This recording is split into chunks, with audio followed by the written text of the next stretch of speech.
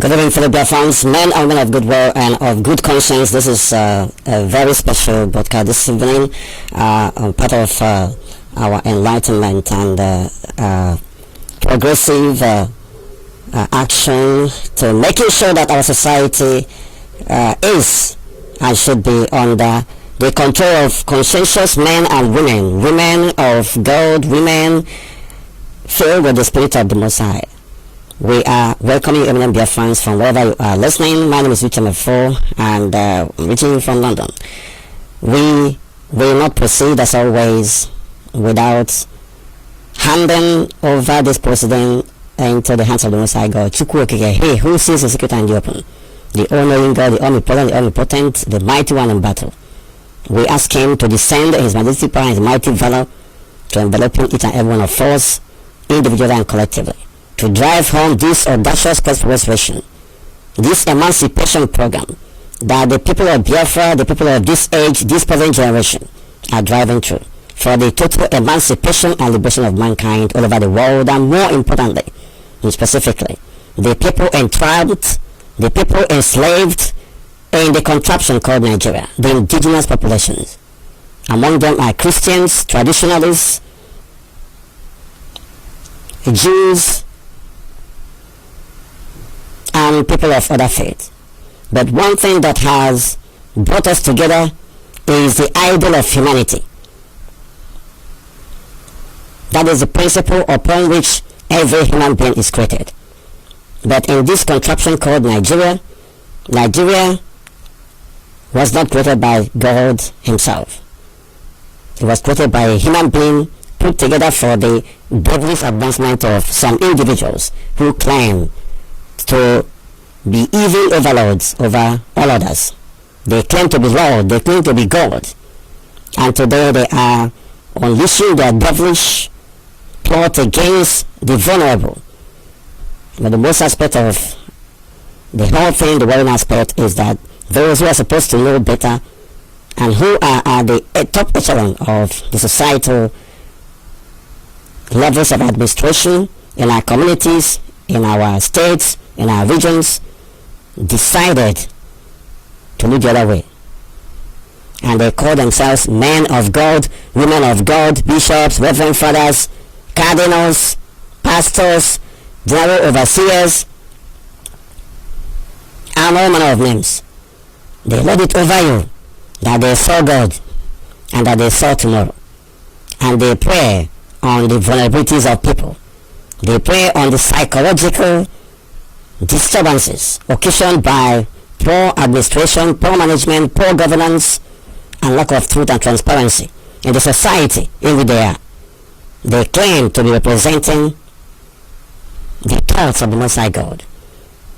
They claim to be administering the blessings of God upon each and every one of us.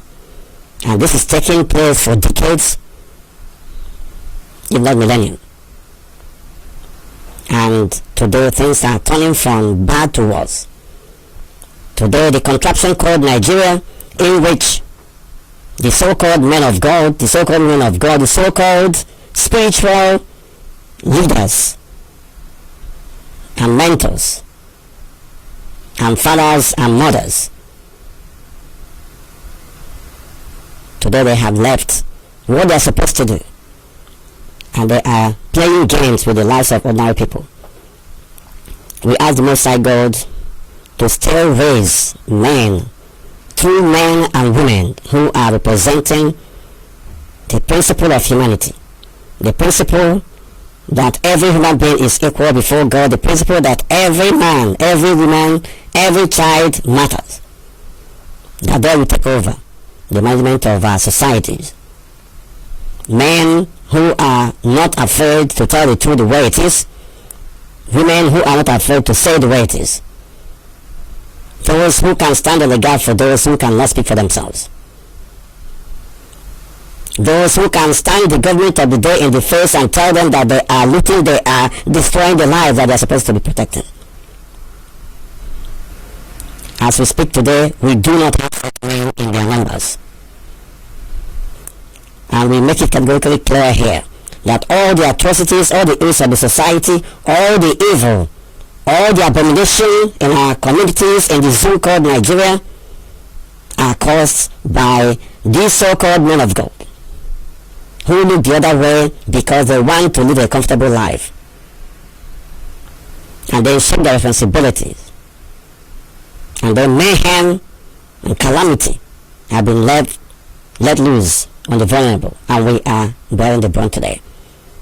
Look into the hearts of all men, we ask you the Most High God, and make a name for yourself, that in the end the children of light shall prevail over the children of darkness, that we shall be liberated from this God-forsaken and devilish Lugadian contraption called Nigeria, that the people of all faith, people of all clans and ethnicities will go to their various homelands and worship you in their own way and according to your ordinance, not according to the dictates of the Fulani Caliphate, who want to lord it over everyone, who are effectively implementing and prosecuting jihadism to conquer everywhere in West Africa.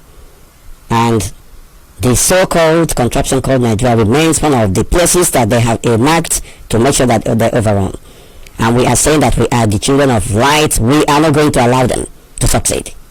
We have everything it takes. We have every enablement. We have intellectual ability. We have the manpower to stand against this evil. But we are all shaking our responsibility. We are filled with timidity and fear of unfathomable proportion that has gone through our bone marrow. We are effectively in comatose state, and we must indeed wake up from that coma or comatose state that we have found ourselves. We ask the Most High God to use both spiritual and physical dynamite to wake us up, to live up to our responsibilities, that in the end, not only that we progress and that His name be glorified in our lives, but that we will achieve victory. To this we say amen and amen and amen. He say, my name is Uche Mefor once again. I am the deputy leader of indigenous people of Biafra, and from our battle is in Idemi is Nomamba is in Biafra land. Several weeks ago, I made a number of posts on my Facebook page, and those posts, as always, were not unconnected with the atrocities going on in the contraption called Nigeria, but also it concerned the idea of tracing the root causes of the mess that we are in. And it is all found in the saying that when good men keep quiet, evil thrive. You can say it in other different ways, but you understand what we're saying here. We have adults. We have those who claim to be beacon of the society. We have men who say that they are the men of God. We have churches, we have women, prophetesses, seers, bishops, cardinals, reverend fathers, pastors. They are everywhere, and they are all called Christians.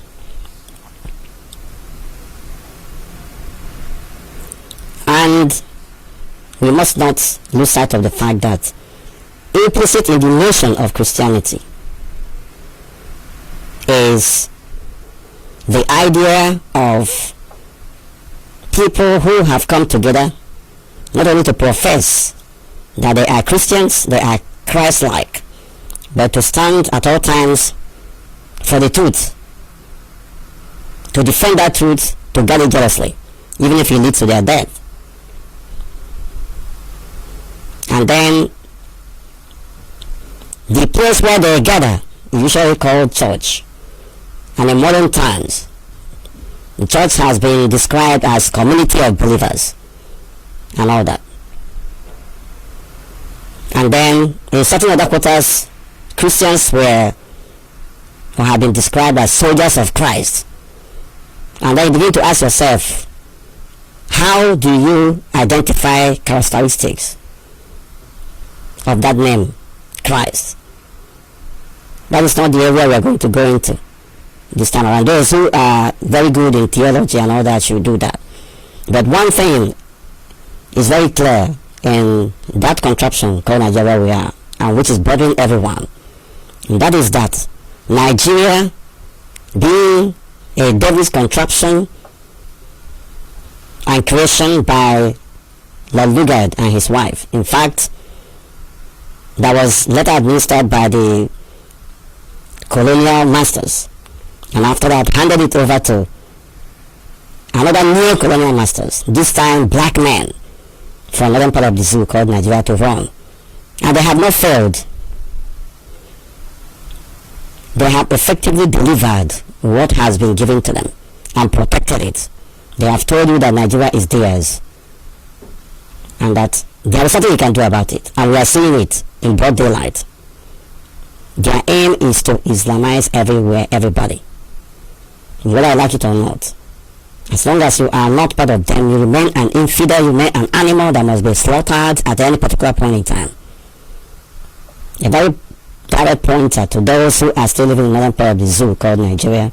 They will slaughter you like an animal, no matter how hard you try to endear yourself to them, no matter how hard you claim that you are Nigerian, no matter how smart you are to defend one Nigerian project. One day they're going to slaughter you like an animal because you don't belong.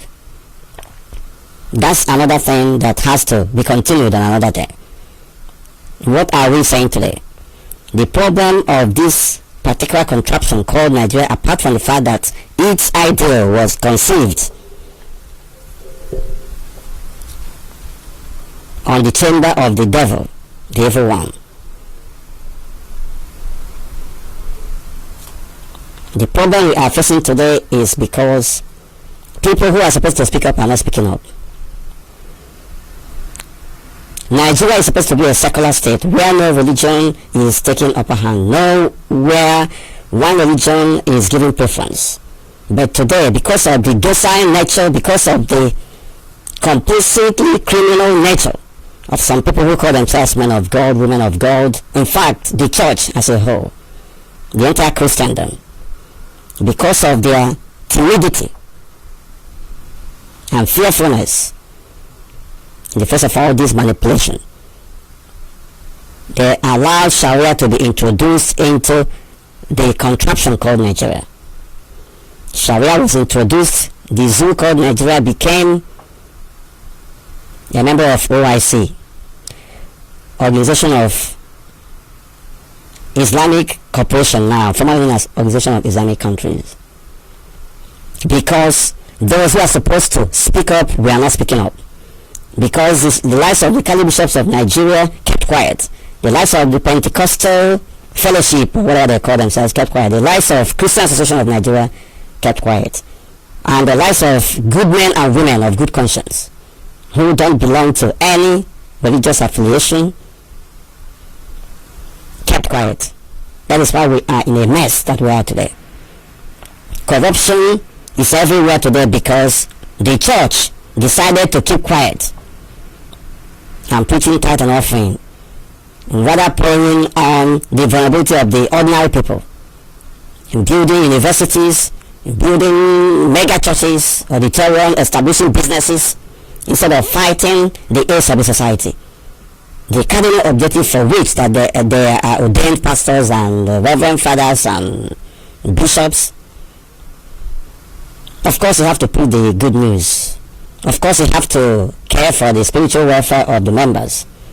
But every human being is created as a physical being on the one side and as a spiritual being. Both of these must be taken care of. Unfortunately, in the zoo called Nigeria, the so-called men of God, I'm just using the phrase men of God because that is what people know. But in the real sense of it, most of them are not actually men of God. They are not representing what God intended for them to be and for the people. Just for sake of emphasis and for easy understanding and appreciation of what we are doing this evening, we have to use those phrases. Every human being is made up of body and soul, or spiritual aspect. You have to take care of both for you to progress, for you to make inroads into what life has for you. But unfortunately, in the contraption called Nigeria, church and Christianity especially has been politicized. those who are supposed to be the midwives, the shepherds in the church, those who are shepherding the flock, are the rogues themselves. They are the corrupt individuals themselves. And when the head is rotten, then what else do you expect of the body? They are very much comfortable with preaching the word of God as it suits them. They are very much comfortable capitalizing on the vulnerability of individuals and groups who in the first place are being traumatized by bad governance, poverty, lawlessness, intimidation from law enforcement agencies or agents. People's worries are too much that a number of people are affected mentally and emotionally by their problems. And instead of these men of God, pastors, reverend fathers, bishops, instead of them to speak the language that those who are in charge of the society will understand, instead of them to stand up and speak up for these people, that the government of the day will change their policies, they will rather capitalize on the victims themselves.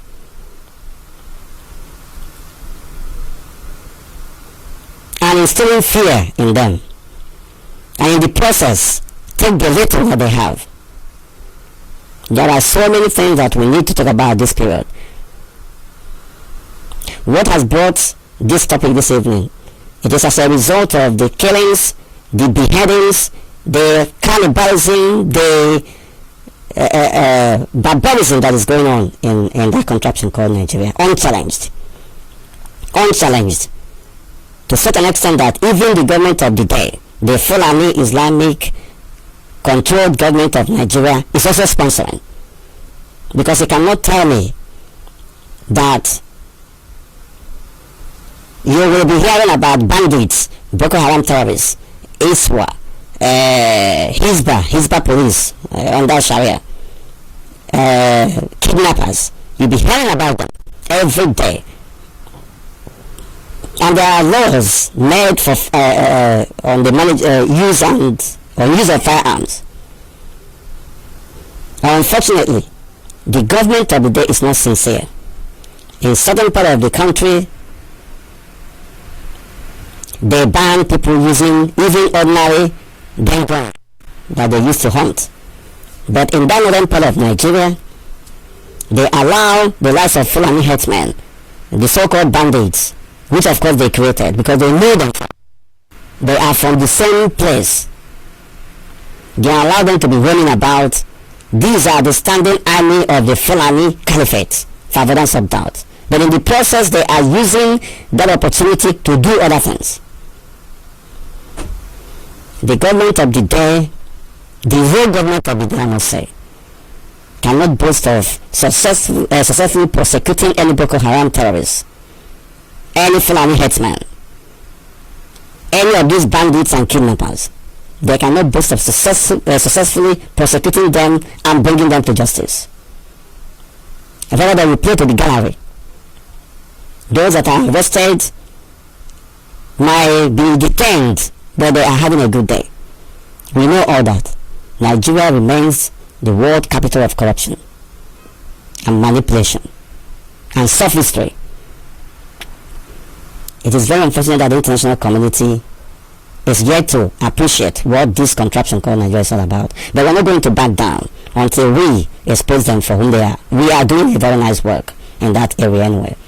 And everything we are saying cannot be argued successfully to the contrary by our opponents, because we have evidence. We have everything it takes to prove our case. But those who are supposed to speak up, who are in position of authority, are unfortunately the criminals themselves, who are aiding and abetting those who are in the field. They are foot soldiers. The church, Christianity, the Christendom, I should say, remains culpable. They remain responsible for the ills of the society. Most of these people think that this terrorism, the killings, the maimings, the beheading will never come to them because they protect themselves with their own security. But today, a number of Reverend Fathers, pastors, and even aspiring men of God have been abducted, they have been beheaded, they have been slaughtered like animals.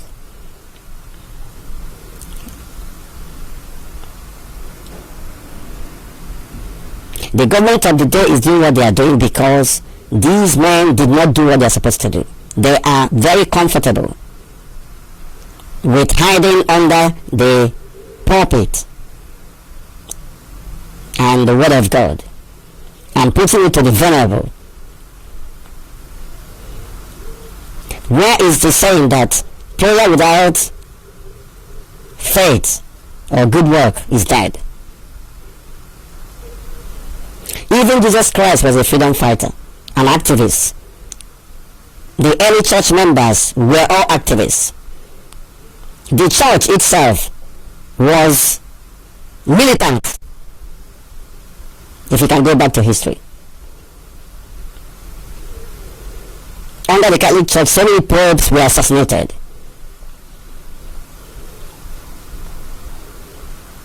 Here in the United Kingdom, where the Anglican Church all came from, they had continued to fight wars among themselves. We must not forget history. But all of us to whom this Christianity was handed over or was brought for are trying to be holier than those who actually brought that religious worship for us. We are all deceiving ourselves. And we are not going to keep quiet. Nigerian Christians must indeed understand and appreciate the fact that their existence is under threat. And if something is not done, there will be nothing like Christianity in Nigeria in the next couple of years to come. Members of the congregation, members of the church must indeed stand up and begin to ask their general overseers, their pastors, their reverend fathers and bishops, what are you doing about the killings in the contraption called Nigeria? What are you doing about unemployment in the contraption called Nigeria? What are you doing about human rights abuses? They must be saying, not to only speak on the pulpit, they should come out on the street. They should use the media platforms. They should talk to the government of the day. They have the capacity. The church has the capacity. They have the money. They have the wherewithal. They have the manpower to remain the shining light and beacon of hope for the society and those who cannot speak for themselves. Where are we even going to start? What we are saying here is that what has been going on in the contraption called Nigeria has been religious war cloaked under citizen against citizen misunderstanding and all that, and clashes. It has been a religious war right from the outset and cloaked with all manner of political jargons. And today it is manifesting. There are two major civilizations in the contraption called Nigeria: the Islamic and Christian, the Islamic and Judeo-Christian tradition. But of course, when we make reference to the Jewish, of course, it remains our original way of life, because even in our own place, everything in the Old Testament remains the same thing as it is in that Old Testament. It is a clear and unambiguous recorded history of how our societies and how the conduct of our lives have been. But we must not make mistake about it. None of those has been jettisoned. We can only say that all those way of lives have been internalized to such an extent that you are doing things effortlessly. So I disagree to some extent with those who say that we have forgotten where we come from. We have not. Rather, those things are innate in us, and we have internalized it to such an extent that when we are doing it, we are unconscious of it. So implicit in the notion of the fact that we have been westernized is also the inexorable fact that we cannot hide our identity. No matter how we try to anglicize or to westernize our way of life, something special about us still remains on the background, and it cannot be taken away from us. So we remain who we are. What we need to do is to affirm and to always profess to it. The Christian Chairman of Christian Association of Nigeria and one seminary, and then there are others that have been in captivity of these Fulani headsmen and bandits and kidnappers and Boko Haram. They have been slaughtered in a more barbaric fashion in the glare of the rest of humanity. And yet nothing has happened. Nobody has said anything. The government of the day is saying nothing because they are the people sponsoring it. But what are the so-called Christians doing? What are the so-called men of God doing? Why are things the way it is?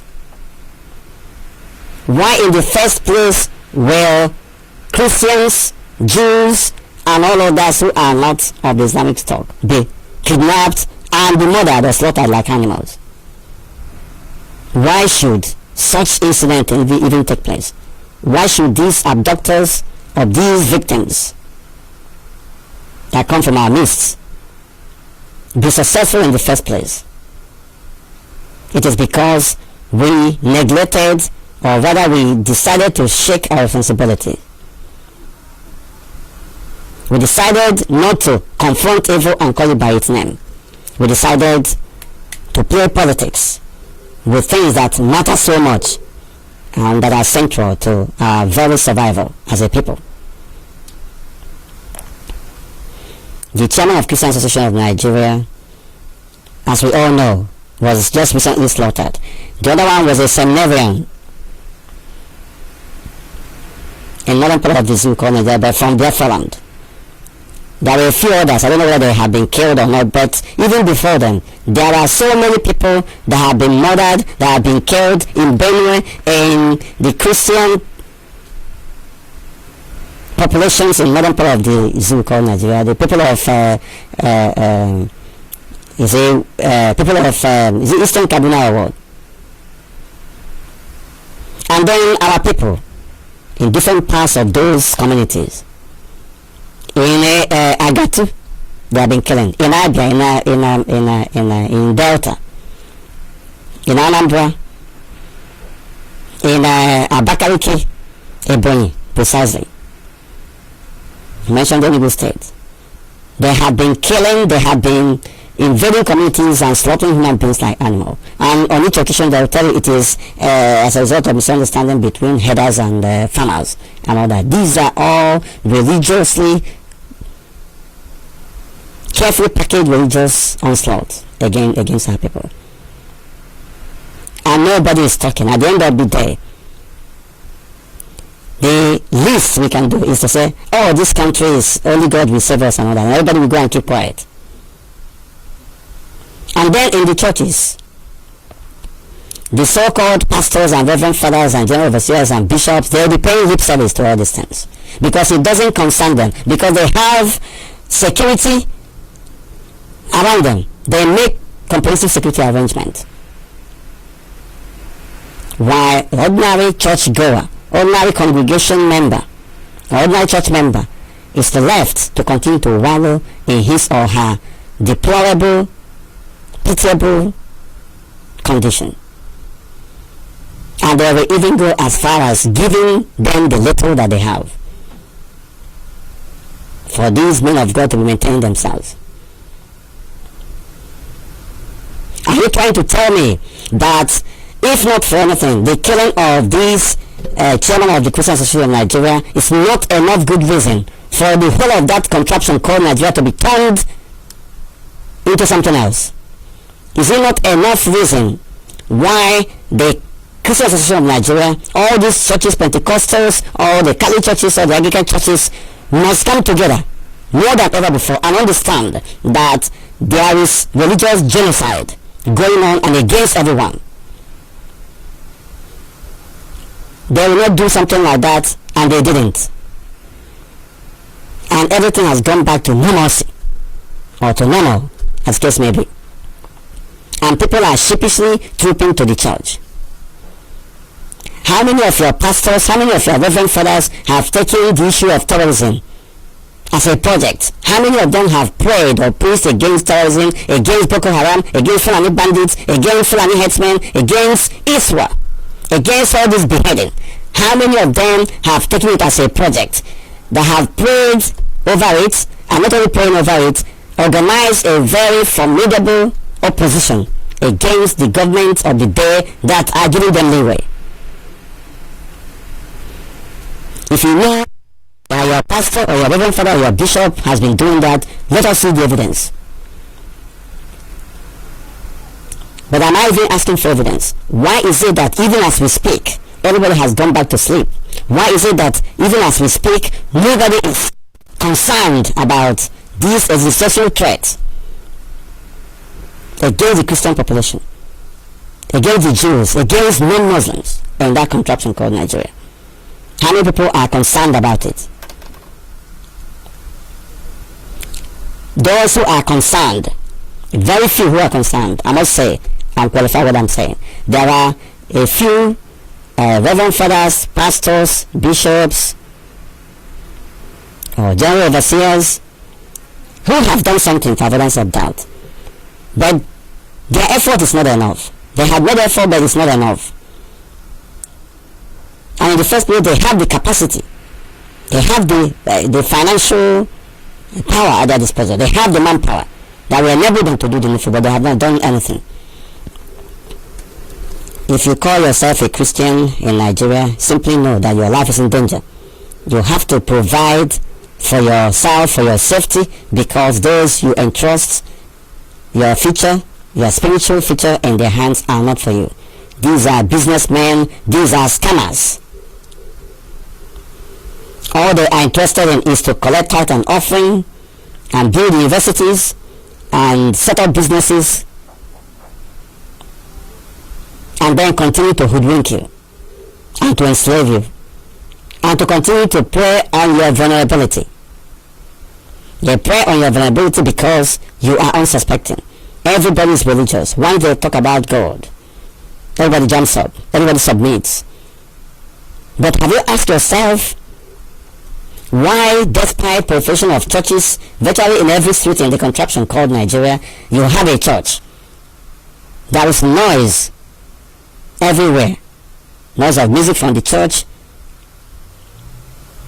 You hear people praying in tongues. You see crusades being organized.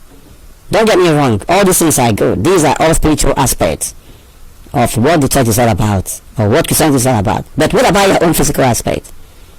You are made of body and soul, but you are taking care of the spiritual aspect first, albeit through deception.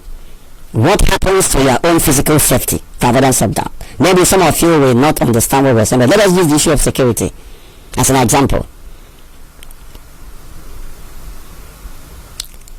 We maintain here that the church has been responsible for all the atrocities going on in the contraption called Nigeria, because those who are supposed to speak up are not speaking up.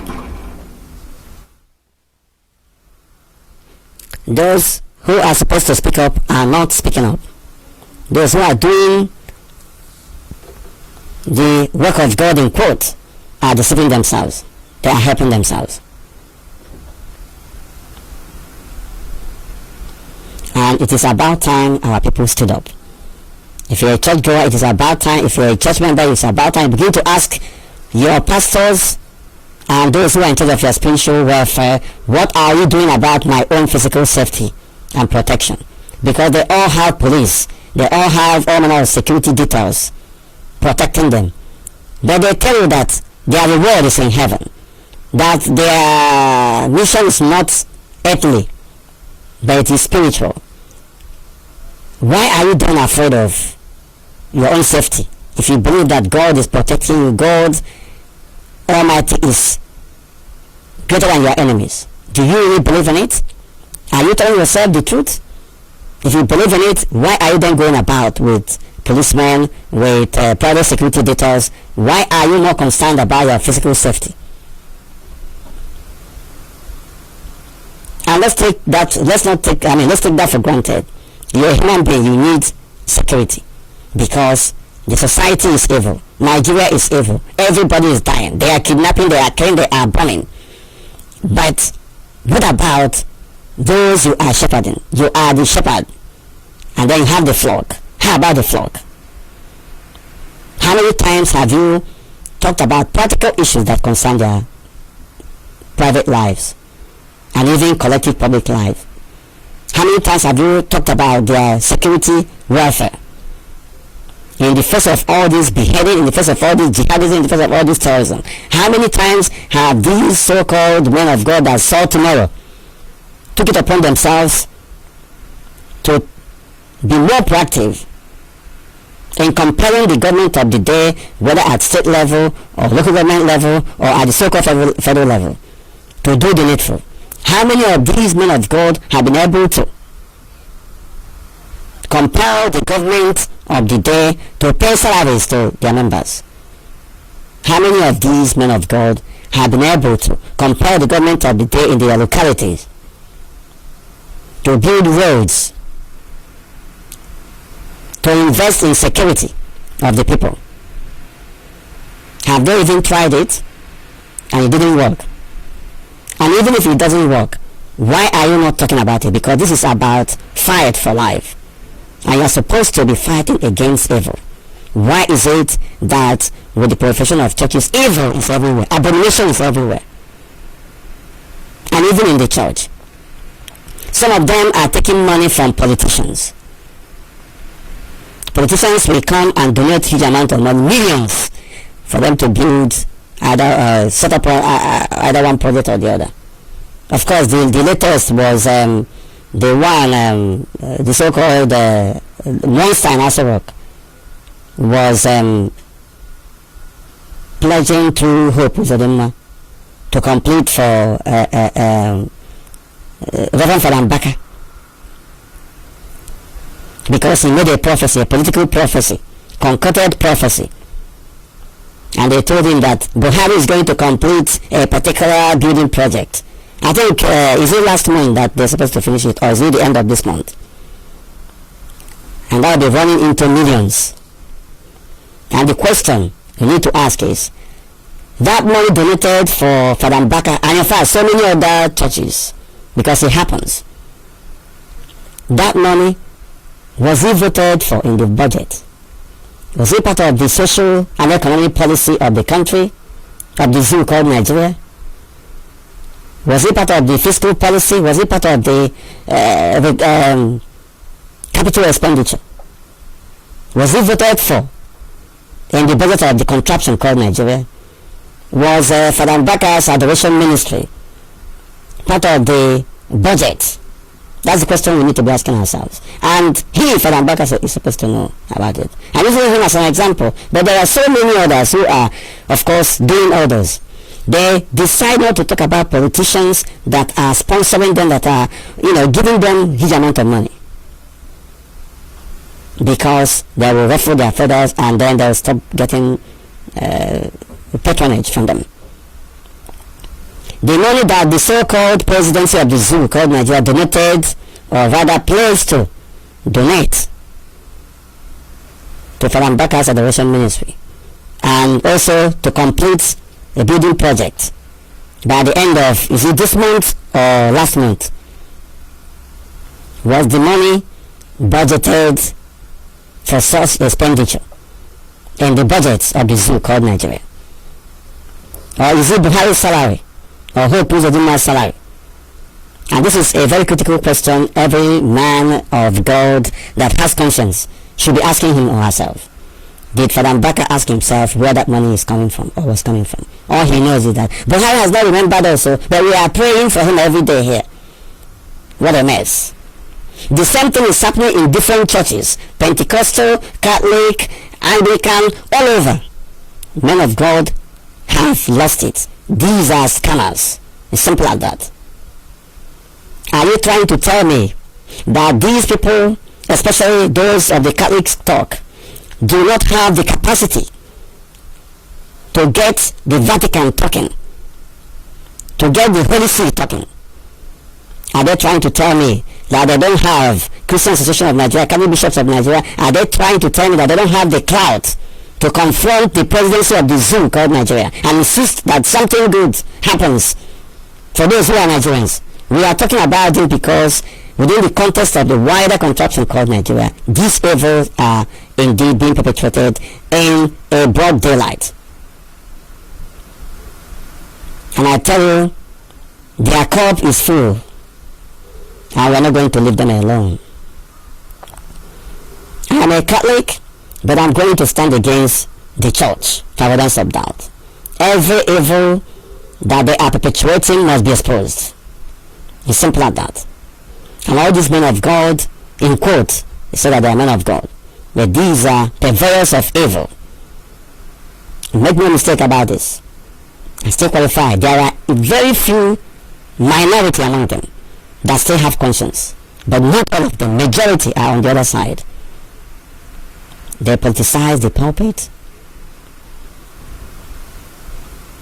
The killing of the chairman of Christian Association of Nigeria and other Christians in the contraption called Nigeria, in Benue, in southern Kaduna, in other parts of northern part of the zoo called Nigeria, and Biafra land, is enough to implode this contraption called Nigeria.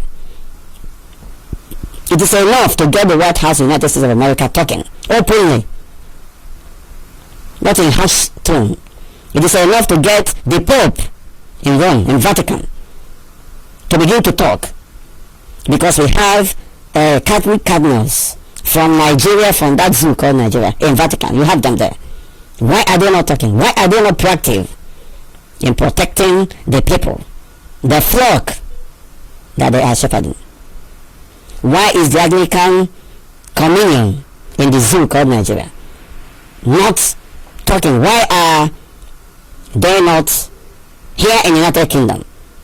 Why is the Church of England not talking? Why is the Archbishop of Canterbury not talking? Why is it that there is no protest anywhere? Sustained one, I must tell you. Why are you waiting for Western countries to come and do for you what you should do for yourselves? Because you have the capacity. You have able-bodied men and women. You have the police, you have the army in your midst. Because at the end of the day, it is about your spiritual life that is at stake. Why are the so-called men of God deceiving people, for goodness sake? And why are people so vulnerable? The same way you eat, the same way that you eat when you are hungry, nobody even tells you when you are hungry, is the same way the issue of your security should indeed be paramount wherever you are. It's the same way that the issue that concerns the soul of the society in which you are will be of paramount importance to you. It is either that these people are willfully deceiving us, or that the demon is working through them and they are pretending to be men and women of God. If you think that what we are saying here is wrong, then come out and prove us wrong.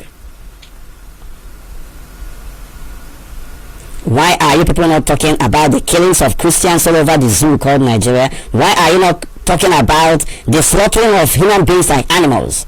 Why are these men of God, reverend fathers, bishops, and general overseers, and pastors, why are you not talking? Why are you keeping quiet? You people are evil. You people are the reason why abomination has growing legs and hands and wings, and they live among us as human beings. You must wake up, or you will see the greatest revolution from within the church. All of you should be chased away. If you are not cold, you are not hot, you'll be split out of the mouth. And you should know better.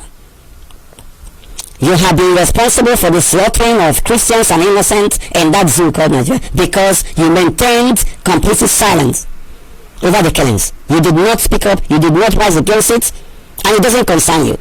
That is how devilish our people are. It's so unfortunate that all these things are happening, and people decided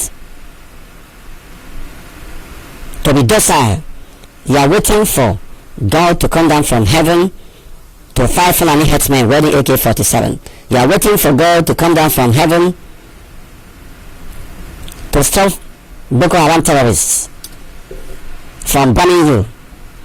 You are waiting for the Holy Spirit to come down and protect you from car bombs or from being slaughtered like an animal. You are hallucinating, because that cannot happen. God cannot do for man what man can do for himself. God has given us every enablement. God has given us every wherewithal. God has given us intellect, intelligence. He has, more importantly, given us life. It is now our responsibility to protect the lives that He has given to us. It is not God's responsibility to protect this life. It is our responsibility. So we must stop deceiving ourselves. We must begin to allow the spirit of boldness to take over the spirit of timidity that has been ravaging us. It is about time the entire Christians in the contraption called Nigeria began to ask questions as to what is happening to their safety. You have to begin to hold your so-called spiritual leader to account on what they are doing about the killings, the menace, the corruption, the human rights abuses in that contraption called Nigeria. If they cannot provide any genuine and credible answer, chase them away from the pulpit. We want to see in that contraption called Nigeria, just like they have militant Islamic fundamentalists. You need to see militant Christians as well, because this is a battle of heart and soul. If you are not aware that Christianity is under threat of extinction in that contraption called Nigeria, then you are hallucinating. If you're not yet aware that there is religious genocide against Christians in the zoo called Nigeria, then you are deceiving yourselves. On each occasion they will tell you God's time is the best. God's time is the best. But they are buying time because they know that they are getting a lot from the congregation. They shy away from talking about issues that affect the society, issues that affect the members of the church. They shy away from all of them. Why are the so-called men of God, these devilish, these tricky, this corrupt? The center of corruption is in the church, as far as the contraption called Nigeria is concerned, because they are supposed to be fighting corruption in the first place. The center of bribery and corruption is in the church. The church has been responsible for this bribery and corruption, for lawlessness in that contraption called Nigeria. Because if they are doing what they are doing, you wouldn't be seeing all these things. If they are doing what they are doing, you would have seen millions of Christians on the streets. If they are doing what they are doing, you would have seen Reverend Fathers and these men of God on media platforms crying their hearts out. These Catholic leaders, these Christian leaders have access to foreign countries. They cannot claim they don't. If they make a request to travel to the United States of America, to the Congress, even the White House, they'll be granted that access, because they have the bishops there. Just like you have Catholic bishops of the contraption called Nigeria, you also have Catholic bishops of America and all that. They can facilitate that. You go there and present the plight of the Christians that are under you, but you are choosing corruption over spiritual emancipation and physical protection of the people. You are afraid because you will die. And then I wonder what you are living for. Are you trying to tell me that the Pope cannot be compelled to speak, even to make a public statement over the killings of Christians in the contraption called Nigeria? Are you trying to tell me that the church does not have the money? Are you trying to tell me that Christian Association of Nigeria is not capable of shaking the foundation of that contraption called Nigeria by standing on the truth? Are you trying to tell me that if these people have been up and doing, that you will see the menace of Boko Haram as it is today, ravaging the lives of ordinary people? Are you trying to tell me that we are really, really sincere to ourselves? We must be joking. We must be joking. All the killings, all the evil going on in the contraption called Nigeria has been caused by the criminal silence of the so-called religious leaders. And they must be held accountable. They must be held accountable. Because they have every resources it takes. They have the needed manpower. They have the intellectual ability to do the needful. But everybody is running away from responsibility. They dodge preaching against Boko Haram. They dodge from talking about Fulani herdsmen openly. They dodge from run away from talking about Hizbah. They run away from talking about Sharia, introduction of Sharia in the system.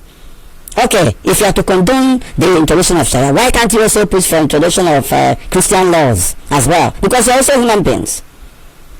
Why are our people so gullible? Why are ordinary people in the contraption called Nigeria so gullible? At the same time, when you talk, they say, oh, you are insulting this person, you're insulting that person. Let us face the truth. We must not all die at the same time. And somebody needs to speak up. We need people that must take on these horrible, corrupt religious leaders.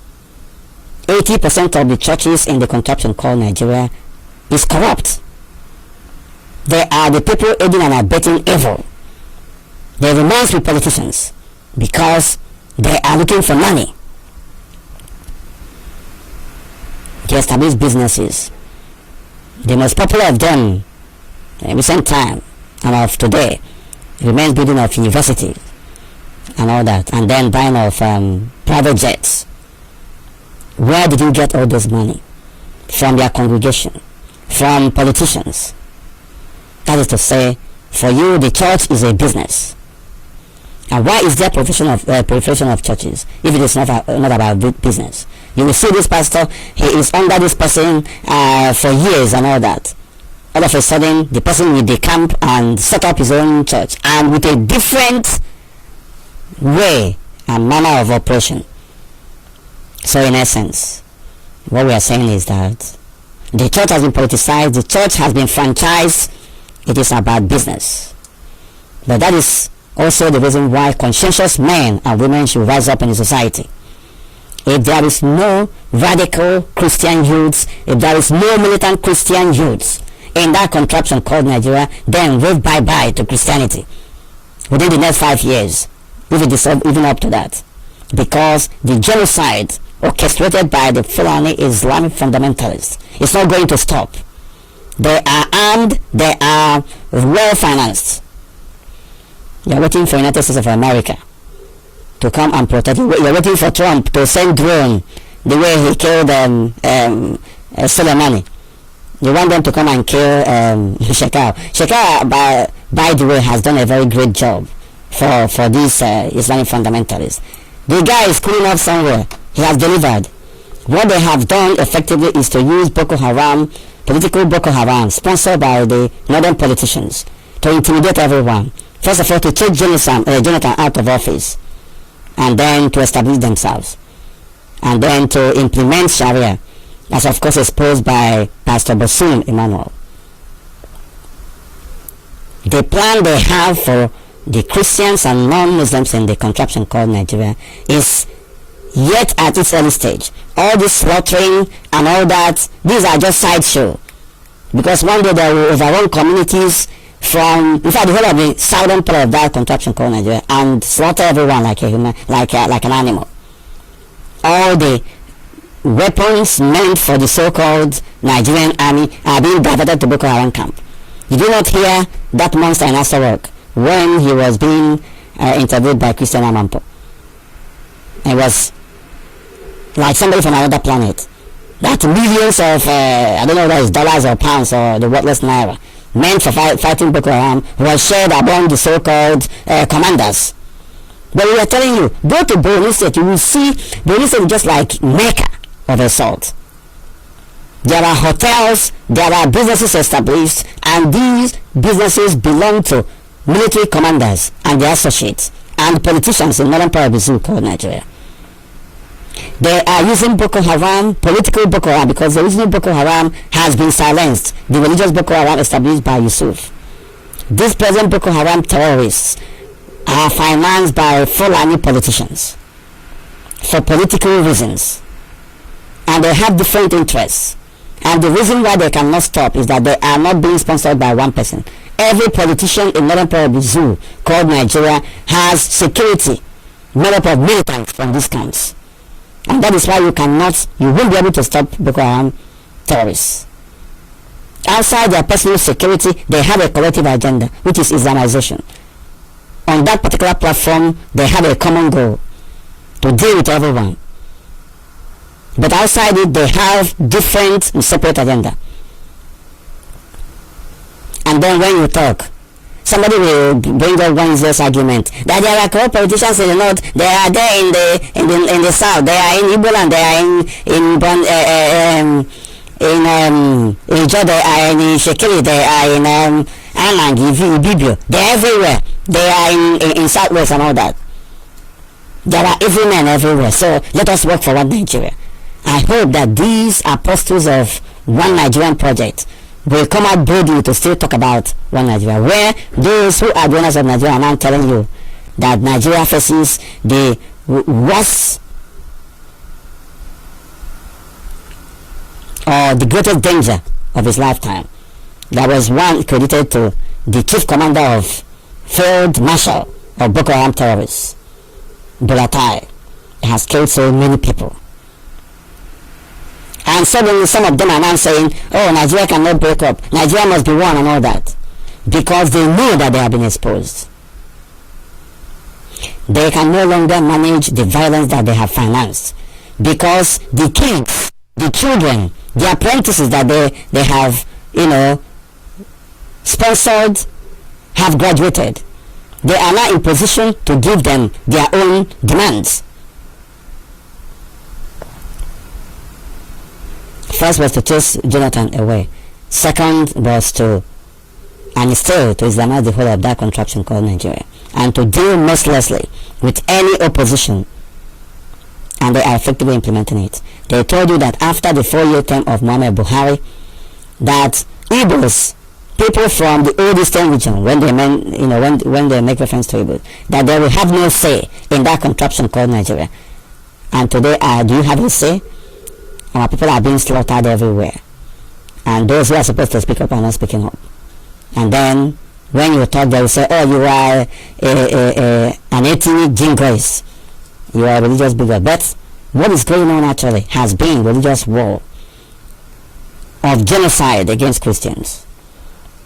But the worrying aspect of it also remains that those Christians who are supposed to know better are pretending that they don't know what is going on.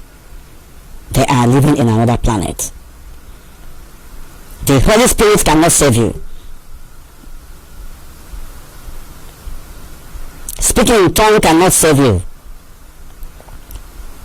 from the menace of Boko Haram terrorists, from the menace of kidnappers, from the menace of Fulani headsmen. The spiritual relationship with your God is your spiritual relationship with your God. That is part of yourself as a spirit being. In quote. You also have the physical aspect. You are leaving both the spiritual and the physical aspect to God Almighty to come and take care of. It doesn't work like that, and you cannot work against nature. It's simple as that. Even the apostles, even the early members of the church did not leave themselves to chance. They were all freedom fighters, even Jesus Christ. So why are you trying to be more Christ-like than Christ himself? Question is going to the so-called acclaimed men of God, the general overseers and reverend fathers and Catholic bishops of the zoo called Nigeria. When the chairman of Christian Association of Nigeria and one of our brothers from Mefor and the seminarian were murdered, slaughtered by Boko Haram terrorists as the kidnappers or bandits. I tried to send emails to these people. They didn't respond to it. They pretend as if they don't know anything. and I will call them by their names. I'm starting with the Catholic bishops of Nigeria. They have all it takes to do the needful, but they are running away from responsibility. The Christian Association of Nigeria have everything it takes to bring to justice these people that perpetrated this evil. But they are pretending as we speak today. They are afraid of their lives. But they have also security attached to themselves to be protecting them. If you are representing, if you are the voice of God for men on this planet Earth, why are you afraid that you will be slaughtered or you will be killed? Why are you not praying to God to protect you, to disarm your enemies? Yet you didn't do that, because you know that spiritual thing is spiritual thing, physical thing is physical thing. God cannot provide your physical security. You have to take a bold step of faith and go into action. Prayer is very effective when you are going to battle. For instance, when you are traveling, you pray to God to go with you on that particular assignment. It is the same thing with protecting your life. You must protect your lives in line with the age-long principle of self-defense. It is both customary and spiritual law that you have to protect the life that God has given to you, otherwise it will be taken away from you. And you are going to know heaven. It's simple as that. Because God will even be angry with you that you are not using the gift that He has given to you. Unless you are a vegetable. That is the only circumstance where your only hope will be on God. And that will be understandable. How can you see somebody who is hungry? How can you see somebody who doesn't have an employment? You continue to pray for the person. You continue to do fasting and prayer, and of course it's good.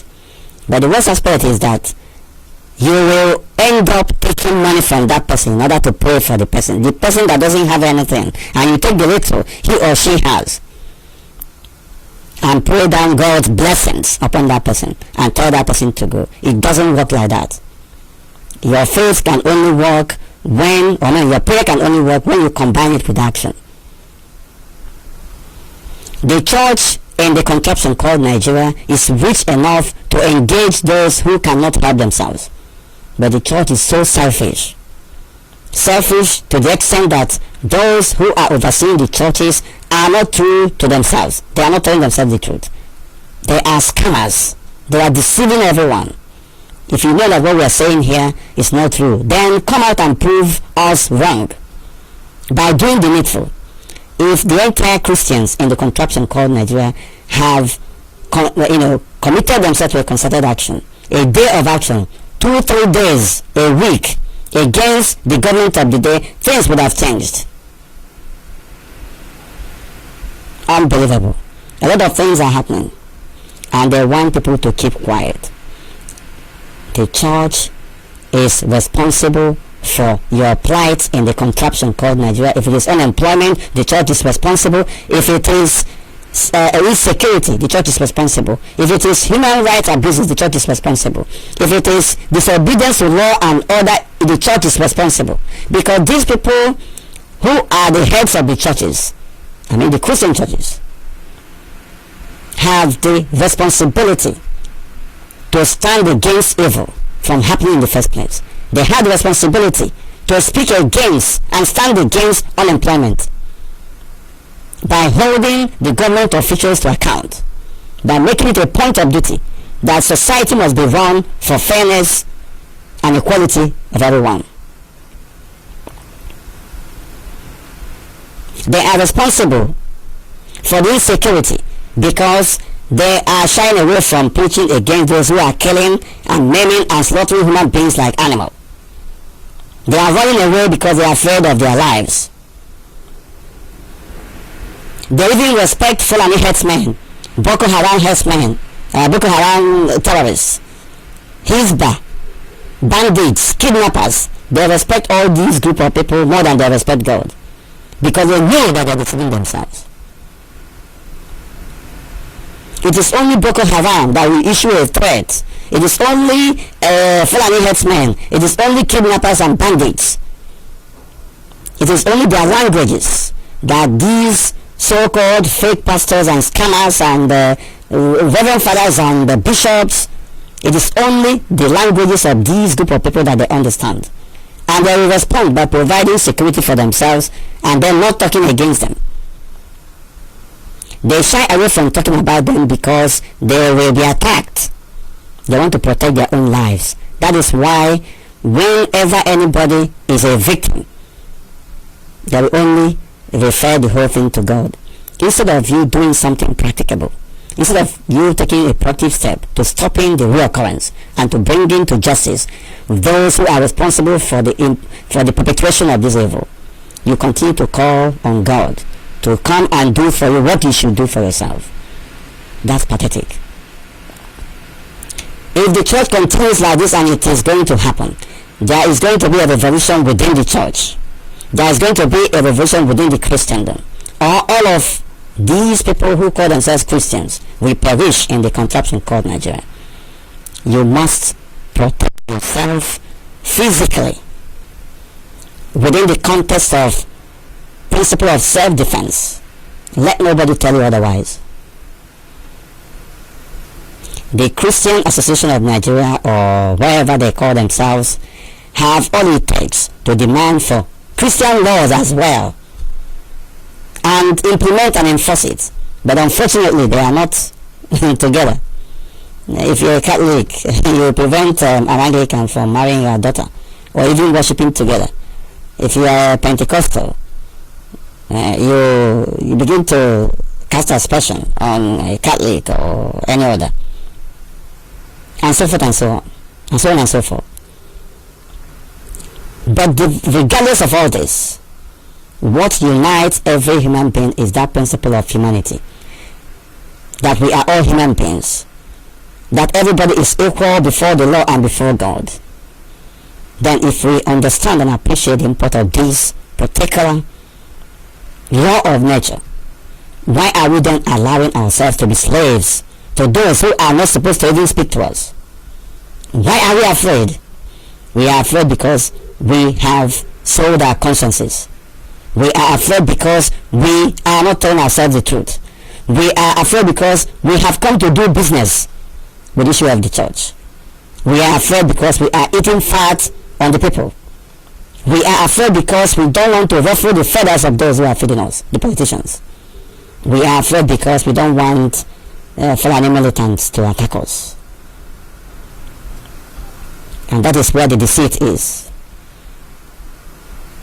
And more unfortunately, we are afraid because we don't want people to expose the hidden agenda behind those who say that they are doing healing and capitalizing on the vulnerability of the ordinary people.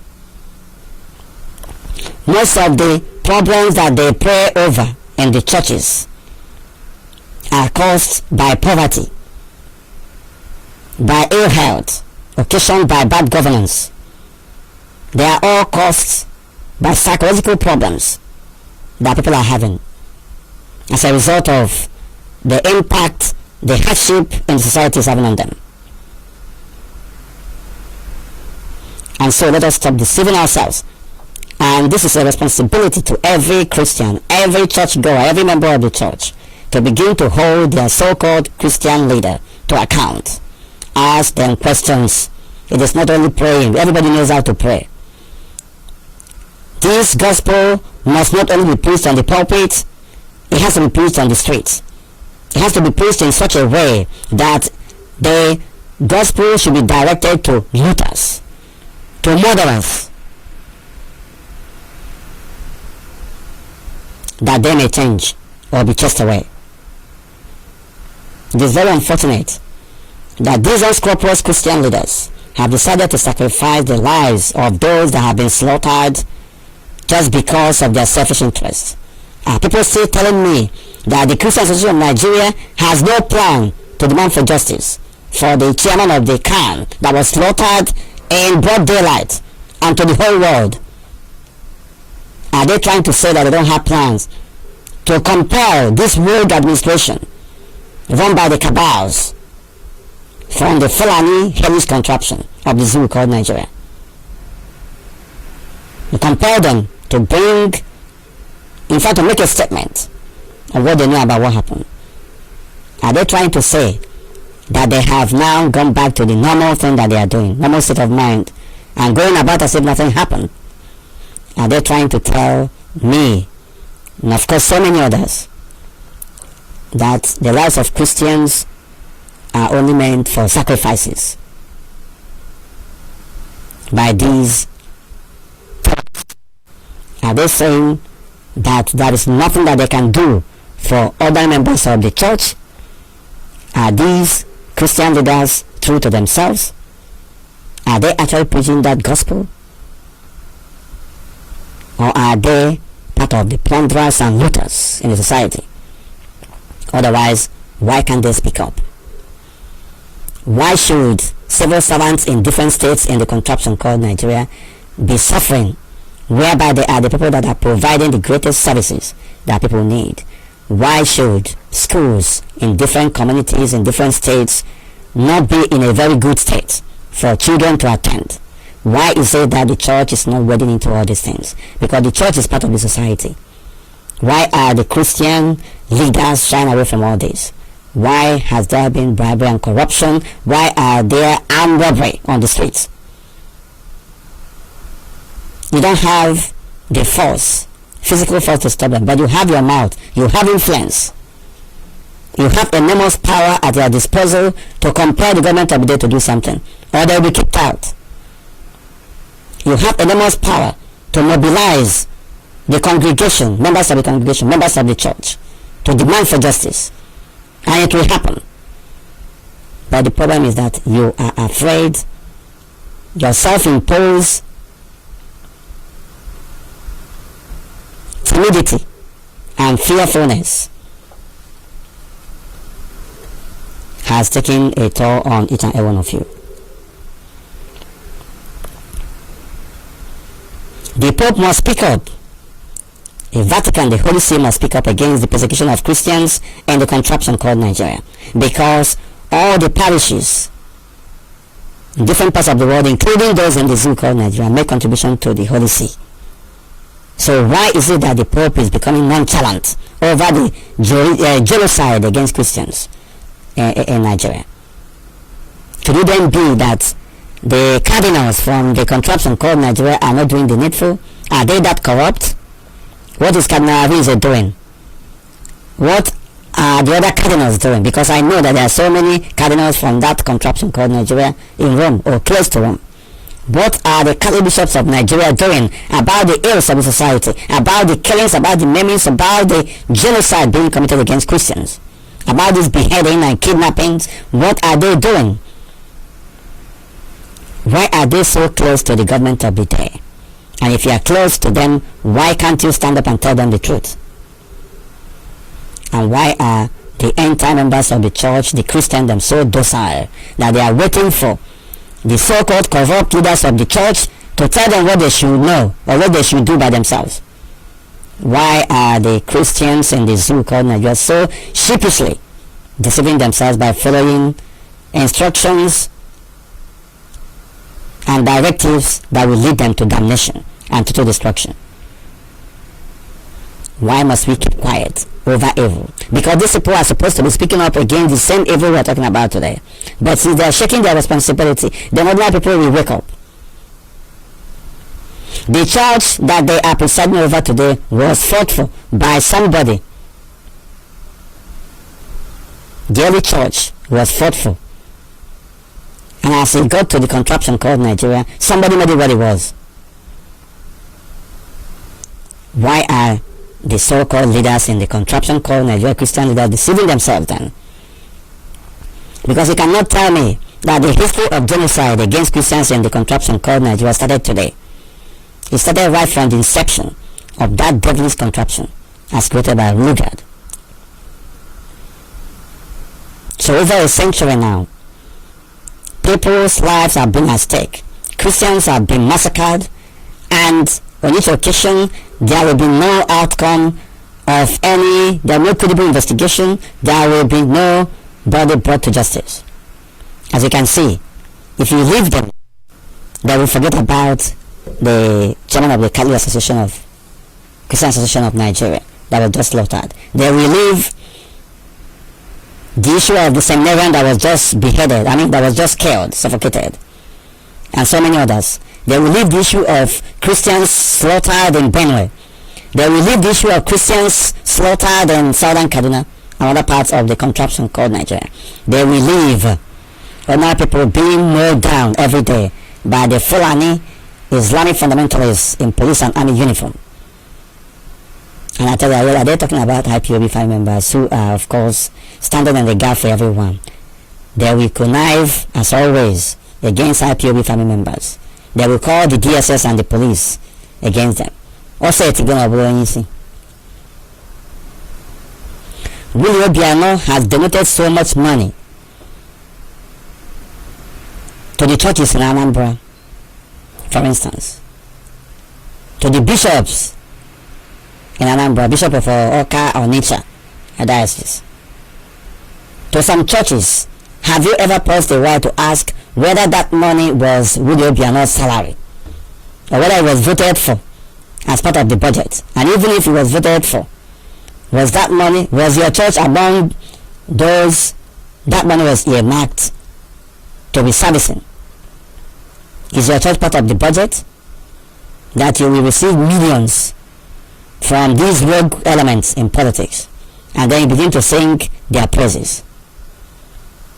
Willie Obiano is a murderer. He has murdered and destroyed so many lives. And no reverend father, no bishop will deny that they don't know about this. But you see evil, you cover it. You accept the life of Willie Obiano in the church. He is even knighted in Rome just a few last month or last 2 months.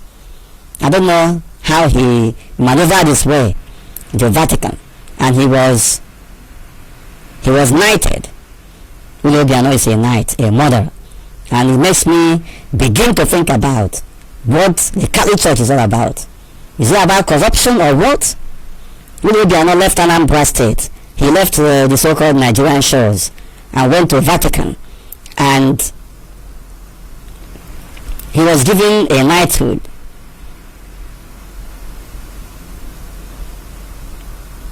And he was very proud to display his pictures on the internet and all that. The question we're asking is, who recommended Willie Obiano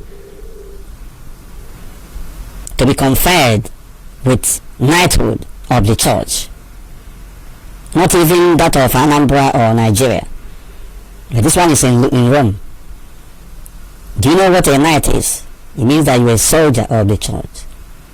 So does it mean that the church is killing and Willie Obiano is his soldier? It's one of his soldiers. Unbelievable. It makes me begin to think that something is wrong somewhere. And it is actually wrong. Because with the level of carnage and bloodletting, even where the church is, and nothing is happening, something is wrong somewhere. Time has come when the ordinary people must stand up and do the needful, because evil is evil and we must call it by its name. We are not going to leave the church alone. We are not going to leave the so-called men of God alone. We are not going to leave these criminals on the pulpit alone, because they have taken more than is required. So much lives have been wasted. Insecurity everywhere. But you will not see any one of them do crusade against insecurity. They will always do it for prosperity, for progress, for everything. They will take money from people. If men of God, in quote, are serious, there should be crusade everywhere against insecurity, against Boko Haram terrorists, against corruption, against bribery, against unemployment, against hunger and starvation in the society. But you never see them do that. That is to tell you that something is wrong, and you must stand up and do the needful. Simply know that nobody is protecting you. You must protect yourself. What is your general overseer, your pastor, your reverend fathers talking about your physical safety? Because it's not only about your spiritual safety that they'll be talking about.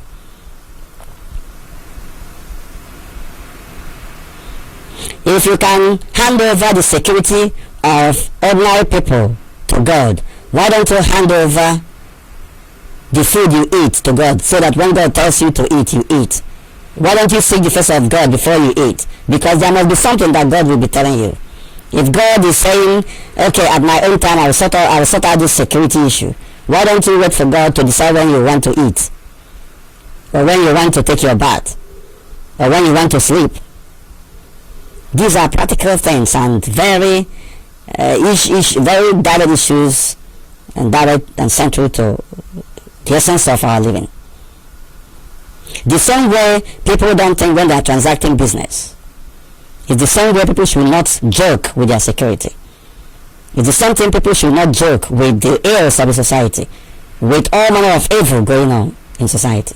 It is because those who are supposed to speak up did not speak up. That is why these things have accumulated. This evil has accumulated, and it has become an abomination, and people are even taking it as normal. Conscientious men and women must not allow this to continue.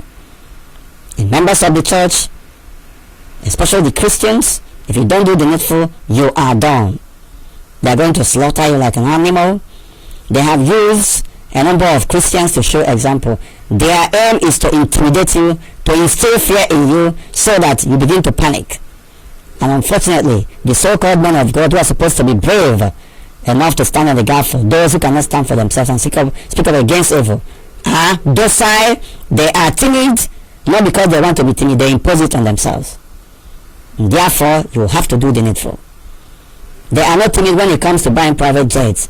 They are not timid when it comes to setting up secondary schools and universities, and then asking you, the ordinary member, to bring your children, and they will be charging you exorbitant prices.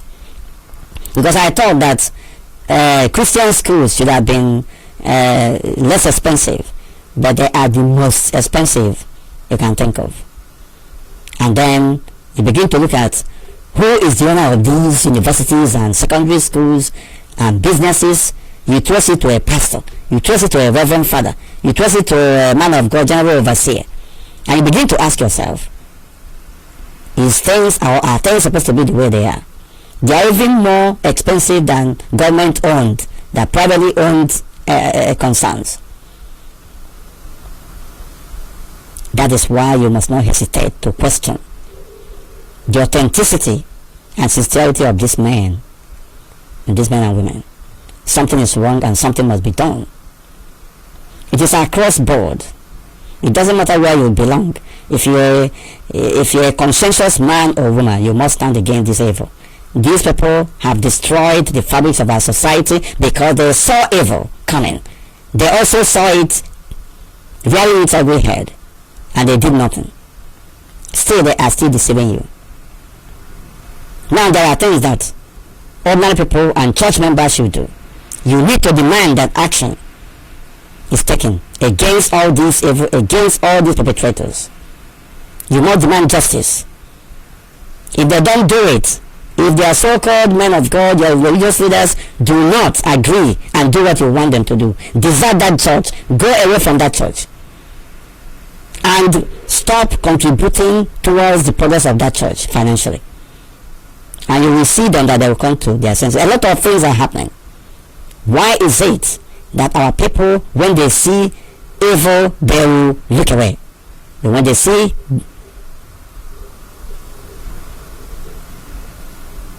good thing that they should embrace, they will begin to trample on it. Life is so sweet for these men of God that they don't want their skin to be ruffled. They don't want to be discomforted. They don't want to come out of their comfort zone.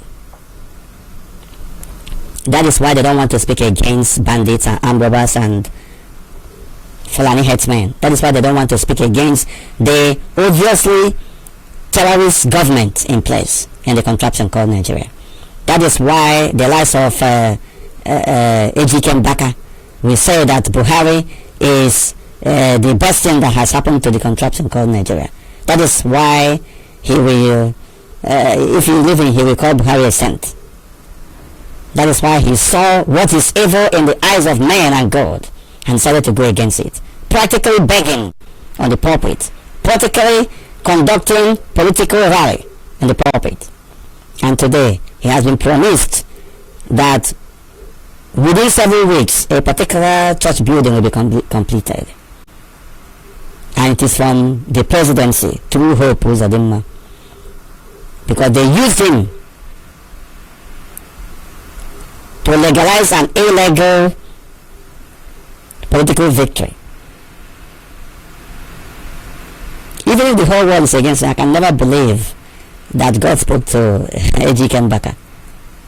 The worst disgrace ever. Father Mbaka, as a matter of fact, has the capacity to mobilize people,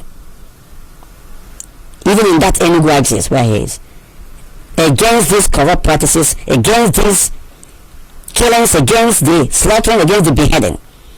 And mobilizing people is not just one day, not 2 days. It has to be on a sustained basis. Father Mbaka alone is able to do this. Then how much more the whole of the Catholic churches in that contraption called Nigeria, the whole of the Pentecostal churches in the whole of that contraption called Nigeria? How about other churches that they have outside the shores of the contraption called Nigeria? How can anyone say that they don't have the capacity to mobilize and indeed rock the whole world and expose what is evil that has been allowed to fester in the contraption called Nigeria? Do you see why I am saying that they are responsible for what is happening? Because they have all it takes. They have all it takes to stop what is going on. Adebayo, Bishop Adebayo, he summoned up courage to be on the street the other day, and unfortunately he did not impress people like me and others. Although it's a good effort, but I don't know that he was playing to the gallery, because that protest had supposed to be sustained, not 1 day, not 2 days, not 3 days, not 1 week. These people have access to corridors of powers overseas. They have access to foreign missions in the contraption called Nigeria. I don't know what they are waiting for. Simple thing that you cannot do. We are not telling you to go and carry gun and start chasing these people. Some of these men of God and bishops and cardinals and all of them are general overseers. Some of them are elderly people. Mobilize young people within your midst, within your fold. Let them do this work. And we're not telling you to go and begin to kill people. Defend yourself against existential threat. Go onto the media. Use money to sponsor interviews and projects and protests through the media. Some of you have TV networks. Why are you not using it to project this evil to the whole of humanity? Most of you have access all over the world because you have different missions that you collaborate with. Why are you shying away from exposing everything that has been happening? Only very few people have been able to travel out of the shores of that contraption called Nigeria to make presentation, including IPOB, for avoidance of doubt, because we are just keeping quiet. Some of the interests that the United States government have against terrorism in the contraption called Nigeria in recent times, especially the killing of Christians, have been a combination of effort made by some Christians from Middle Belt, IPOB, and a number of consensus individuals. It is on record, and we don't need to begin to boast about this. And what is going on in the contraption called Nigeria is religious genocide against the Judeo-Christian population. Whether I like it or not, you have a responsibility to do the needful. Why is the church so wicked? The church is supposed to be where the Spirit of God is dwelling, but it appears today that this is where demon has its foothold and abode. This is unbelievable. There are so many things that we are going to talk about. We are going to go into specific, different aspects of all this deception going on in the church in coming days and weeks ahead. Christians in different parts of the zoo called Nigeria, ordinary people, you need to wake up, especially the youth, because your future is at stake. How can an able-bodied man be going about like a remotely controlled robot, whereby your pastor is brainwashing you practically, deceiving you and making money out of you? A number of them have universities, and in the first place, those universities are supposed to be free because They were built by tithes, with tithes and offerings that people were making. So you people have stake in those universities. All of you whose bishops have universities in the contraption called Nigeria and who have been contributing both in tithe and in offering have legitimate right to demand that your children attend those schools, those universities free of charge. But when you see the right thing, you cannot do it. You have the legitimate right to demand that your children are given unfettered access to those institutions of tertiary learning, secondary and university education. Unfortunately, those remain the most expensive, and you are paying through your nose. And because they are your papa, my father in the Lord and all that, you cannot reason with your head. The worst aspect of it is that they are playing with your lives, with your security. Whereby they are supposed to speak up, they are deceiving you.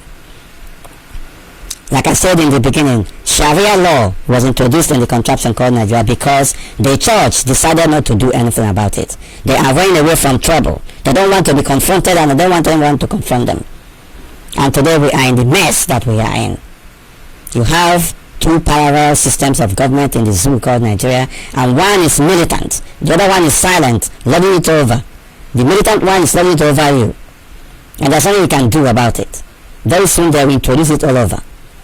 They have tried Ruga, and there was a public outcry.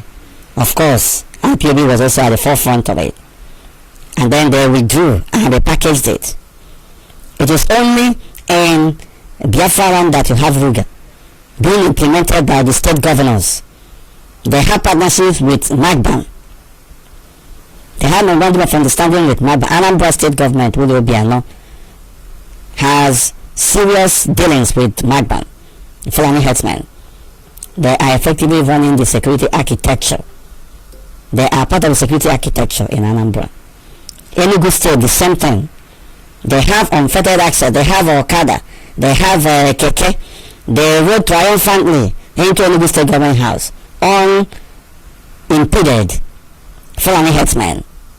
The other day, one Reverend Father was thanking them for protecting them. Thank you for providing security or protecting us and all that. You need to check yourself. In Ebony, the same thing. In Abia, the same thing. Name them. Then, what are you talking about? What else are you talking about? Hope Uzodinma is the agent in Imo. And then, people are keeping quiet. This battle is not for IPOB alone. For avoidance of doubt, you must leave your baggage where you have it, where you recognize it. Leave your baggage where you are now and fight for your future. What is going on in the contraption called Nigeria is religious war and genocide, and there is nothing you can do about it because these people are very much determined and they have agents in our communities, and it is our responsibility to stand up against them. There is never a time evil will prevail over good. There is never a time the kingdom of darkness shall prevail over kingdom of light unless the children of light allows it or allow it. This is what is happening now. Those who entrusted our moral and spiritual and even physical future in their hands to protect us are not doing this, so the things that they're supposed to do. They are now turned rogues. They are now turned looters and corrupt personalities and using the pulpit. Otherwise, why are they not speaking up against all these killings, against armed robbery, against kidnapping and beheading and slaughtering of human beings like animals? How many of them have you heard? Most of them have media platforms. Why are they not speaking up using those media platforms? We are at crossroads, and our people must stand up and do the needful. The church in Nigeria, especially the Christian church, of course, risk being extinct in no distant time. But we're not going to allow certain things to continue for too long. People who are churchgoers, people who are members of the congregation of different churches, you must begin to ask questions of your pastors. Why do they move around with security, with police, with army, Why are they being protected with guns and other weapons? But you, an ordinary member of the church, contributing heavily towards the progress of the church, your security is left to your own design. Why are they not even talking about it? The same way that they organize crusade for prosperity and progress and take money from you, should have been the same way they organize crusade for security crusade, where they pray and speak out against the evil going on in the contraption called Nigeria, and called out the perpetrators by their names, because nothing will happen when you expose an evil man or evil group of people. They will scamper for safety. But the so-called fearless men of God are now the timid ones among us, and the worst aspect of it is that they are devilishly conniving and becoming subservient to these evil perpetrators in society. If their position is no more safe, we have to pursue them and send them away and take it over. It is a responsibility of every right-thinking human being to stand up now and not tomorrow, because our future is at stake. Very important. We are going to continue to expose these people because they are the reason why we are in a mess where we are today. The church was also responsible for the genocidal violence orchestrated against Biafrans, for avoidance of doubt. Because if they stood up against it at the time, vehemently, nothing would have happened. It didn't start today. Even during the Civil War, you had some so-called men of God, of course it's recorded, stealing relief materials meant for other people. Of course, everybody was hungry then. So this deception did not start today. The question is, for how long are we going to keep quiet over it? The most annoying part of it remains the recent killings, brutal slaughtering and beheading. Very gruesome, I must say. Those videos were sent to me and I never looked at it. I saw that video of beheading of a chairman of CAN, but I never looked at it because I couldn't stand it. I shared that video, but this is the most horrendous, the most barbaric act you can commit or unleash on human being.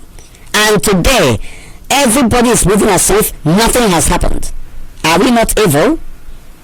More so when those who are supposed to take this on board are in position to do so, financially, spiritually, physically, and otherwise. But they refuse to do so because they are afraid of their lives. Are you kidding me? And people are keeping quiet. Today, a number of people went to church.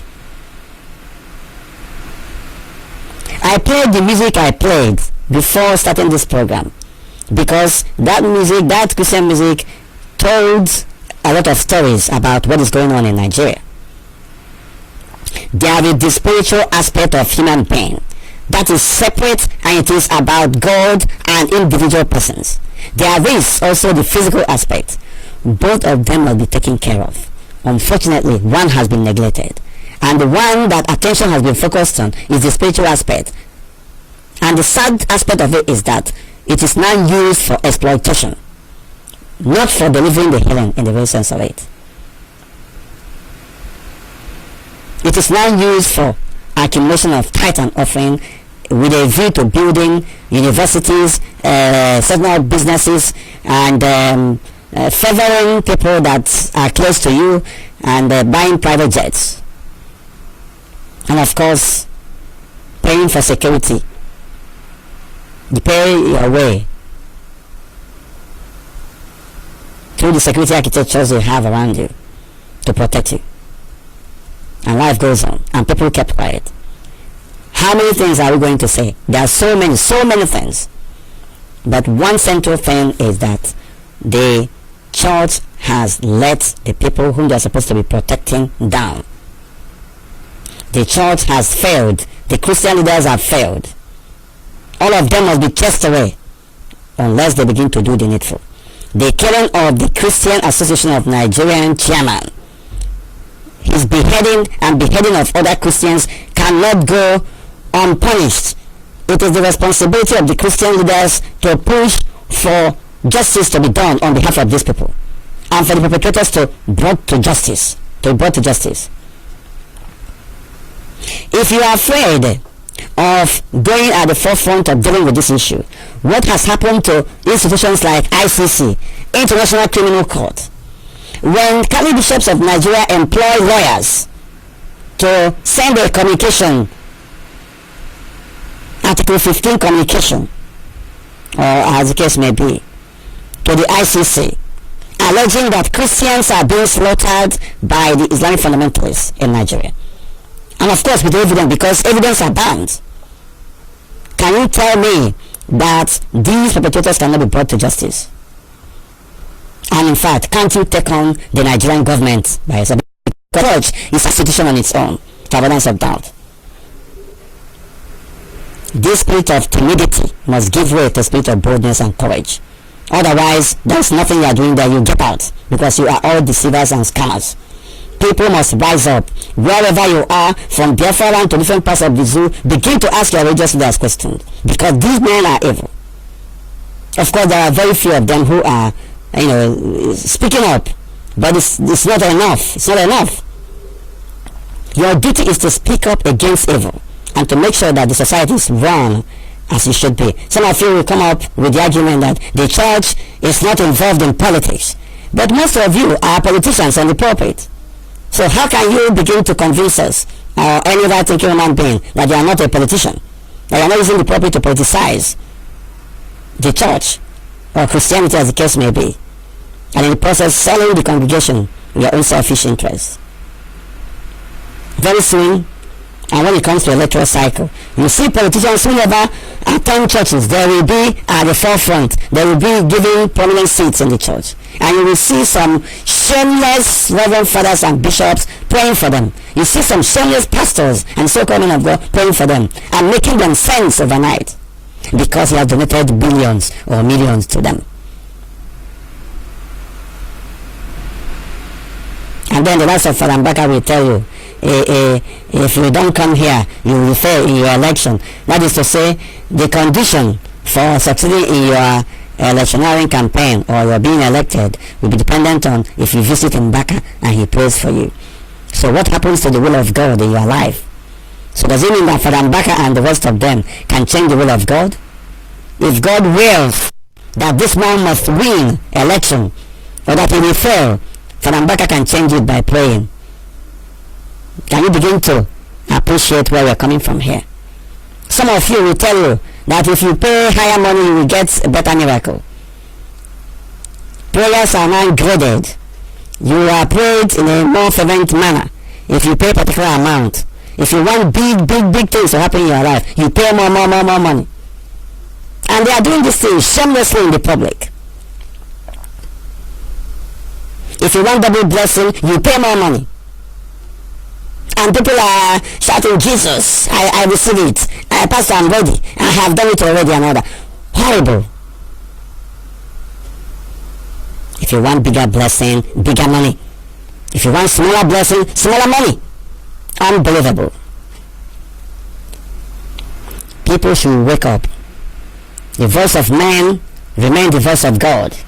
And if you keep quiet, you will be disappointing God in the process. There is no God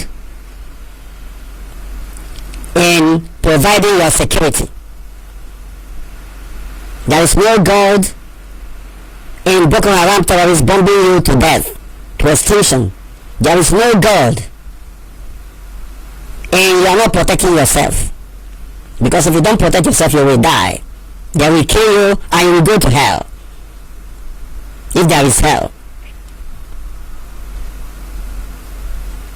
You can only invite God when you are embarking on that journey. Go with whatever weapon you can use to defend yourself, since the government of the day is no longer defending you. You have to take your future into your hands, of course, within the principle of self-defense. The church has failed. The men of God have failed. The Christian leaders and the contraption called Nigeria have failed. Everyone.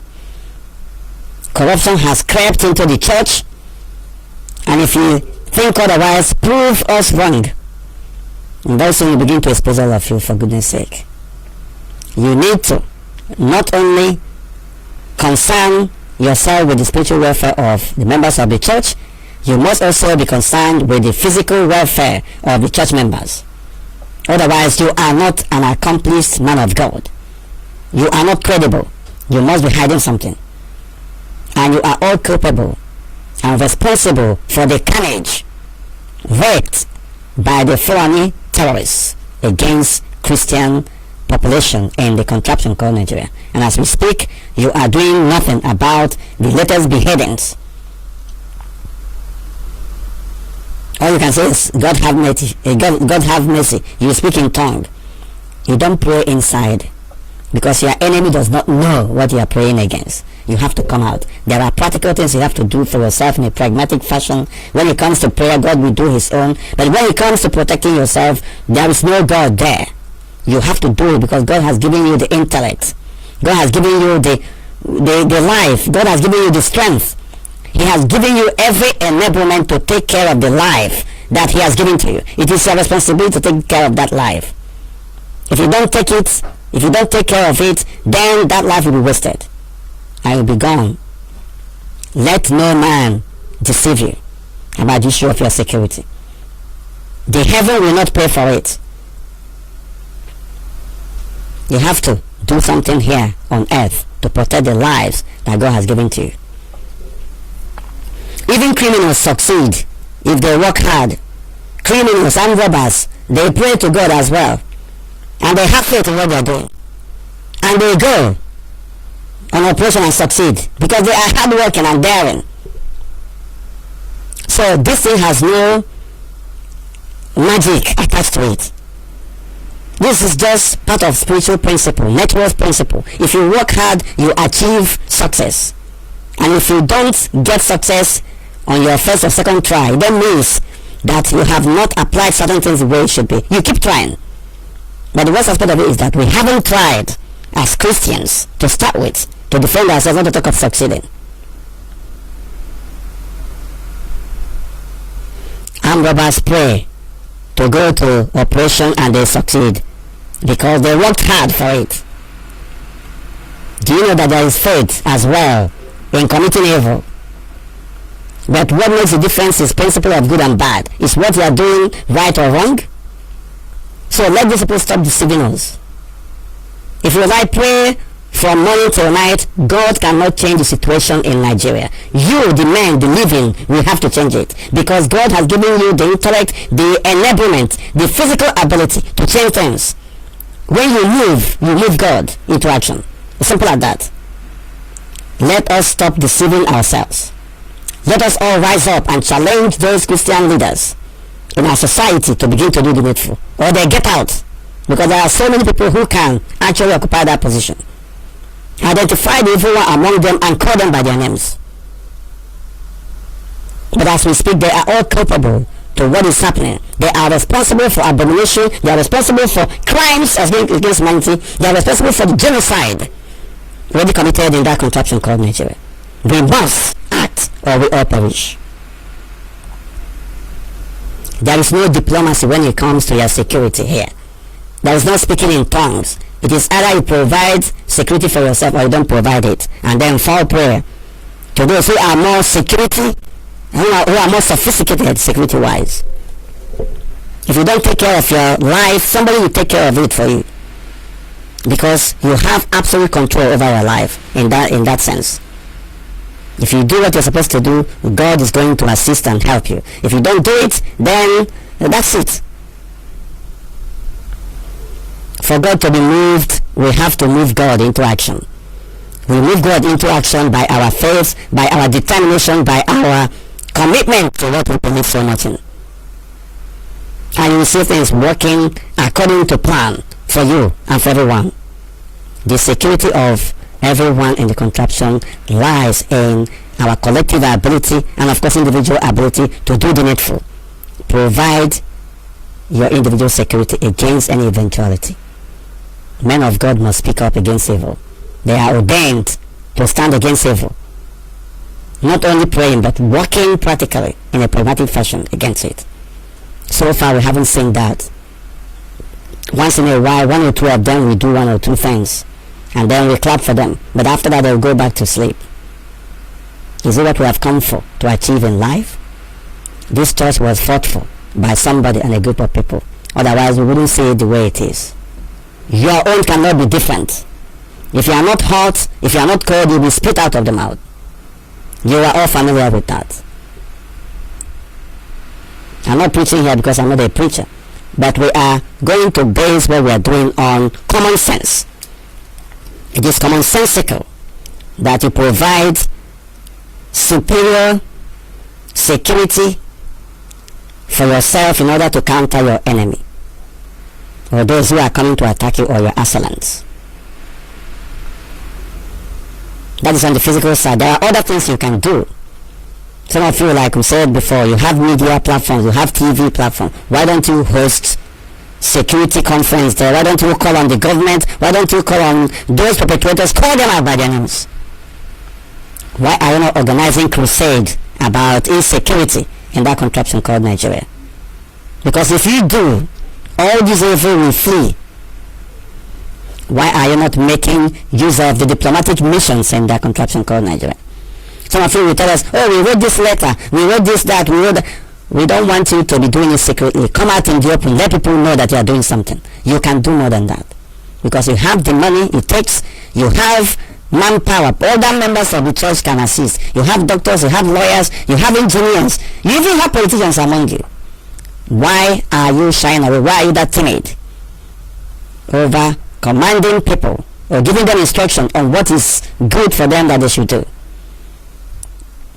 Our people must indeed wake up from this comatose state that we have found ourselves in. As always, IPOB will stand in the gap for those who cannot stand for themselves. There is no religion here. What we see here is principle of humanity. Every man is equal before God, and we must do the needful. A sizable number of IPOB family members are Christians.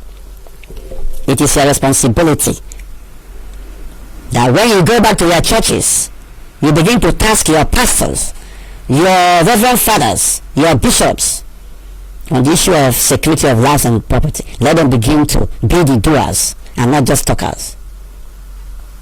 And outside your sphere, it is a collective responsibility that will mount pressure on these people that they do something.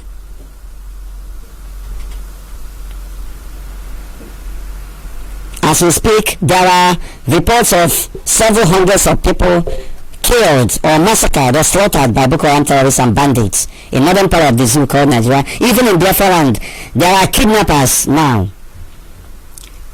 The men of God are keeping mute over all these things because they are also afraid of being kidnapped. Why are you afraid of your life?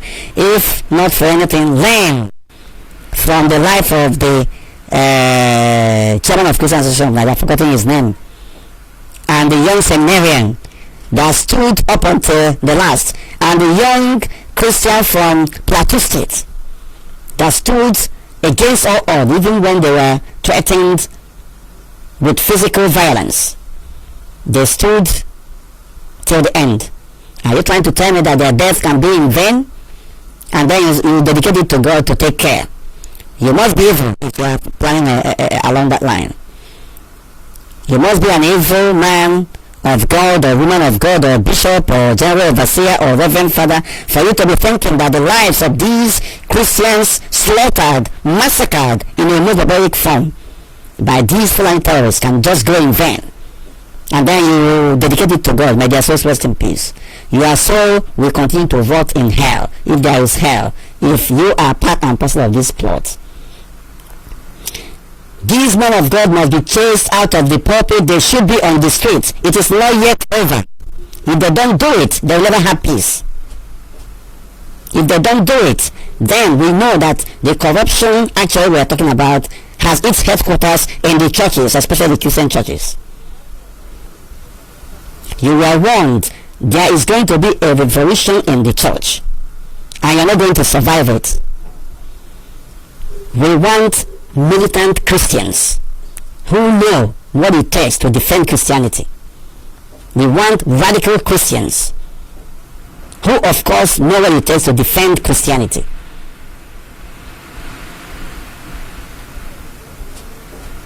We are not telling you to go to war or to begin to go and kill people. You need to equip yourself against this onslaught, against this barbarism going on in the zoo called Nigeria, against this terrorism, against this genocide. It is not a crime that you defend yourself, because the government of the day is busy arming these militants. These are Amajois. They eat, they survive through violence. If you remove violence from them, they will all become poor. These people are blood suckers. They drink human blood. Don't you see how they are slaughtering human beings like animals? Going back to Stone Age. That is what the zoo called Nigeria is like now. Our people must do the needful. It doesn't matter what anybody thinks. Begin to do Facebook lives against Christian leaders in Nigeria. They are not going to escape it until all of them recognize that they must do the needful. It is not only preaching the gospel on the pulpit. They must come out on the streets and challenge the evil that's going on. They must make use of the diplomatic channels around the world. They must make use of the institution of government around the world. They must make use of the headquarters of their churches around the world. They must mobilize their members. It is not an appeal to them. It is a challenge. It is a direction. It is an instruction to them. You must have to do it. You have no choice. Otherwise, you won't have peace. Because you are evil in the first place. You are part of the evil we are talking about.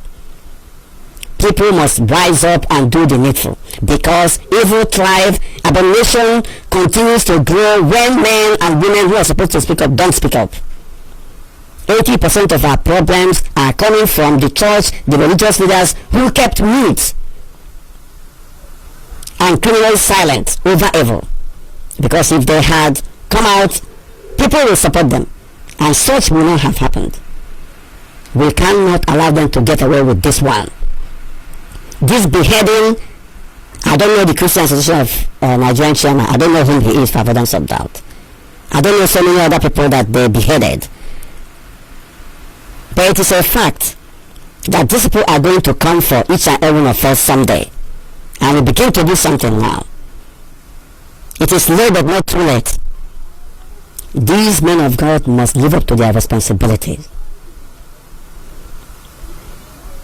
The young Christian men and women must live up to responsibility. We must come out of our comfort zone. The zoo, the Nigeria you are seeing, the Nigeria you are now clamoring for its progress, is actually a den of evil that will consume you. There is evil everywhere, but I think its headquarters is now in the church. Withdraw your financial support from those churches that don't care about your physical welfare. Withdraw your financial support from them, because they are milking you to death. This is a charge, this is a challenge, and I will personally continue with it. This is just there is going to be a campaign against the church in Nigeria, against the Christian leaders in Nigeria, until they begin to do the needful. Because I'm a Catholic and I will start from the Catholic Church, for avoidance of doubt. Doesn't matter what you people think. If this is what I achieve in my lifetime, I will be glad. And don't underestimate the result behind this, for avoidance of doubt. You must do the needful. The church must be corruption must be getting rid of in the church. You must begin to defend the people. It is not an appeal. It is a must. It is an instruction. And that is what good men and women across board will want to see. These deceivers on the pulpit must be exposed, and everybody must run away from them. This will be a further presentation for evidence of that. I've talked too much. If anybody wants to make contribution, they should make. Otherwise, I will, of course, proceed to end this program. The number to call is plus 447405 964 447405 964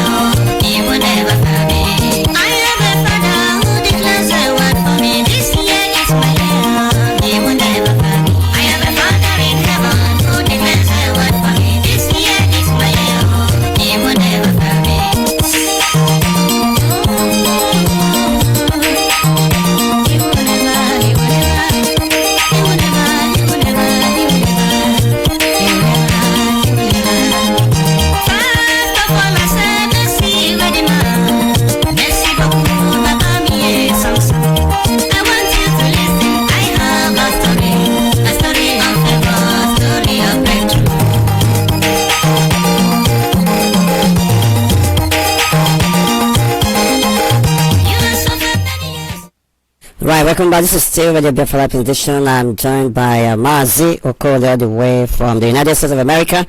Can you hear me? Good evening from here. Welcome to the program. Yes, Mazi, greetings from the state of New York. Yeah, thank you. Thank you very much. And greetings to our supreme leader and my fellow Biafrans who are working so hard to make sure we go back home to our motherland.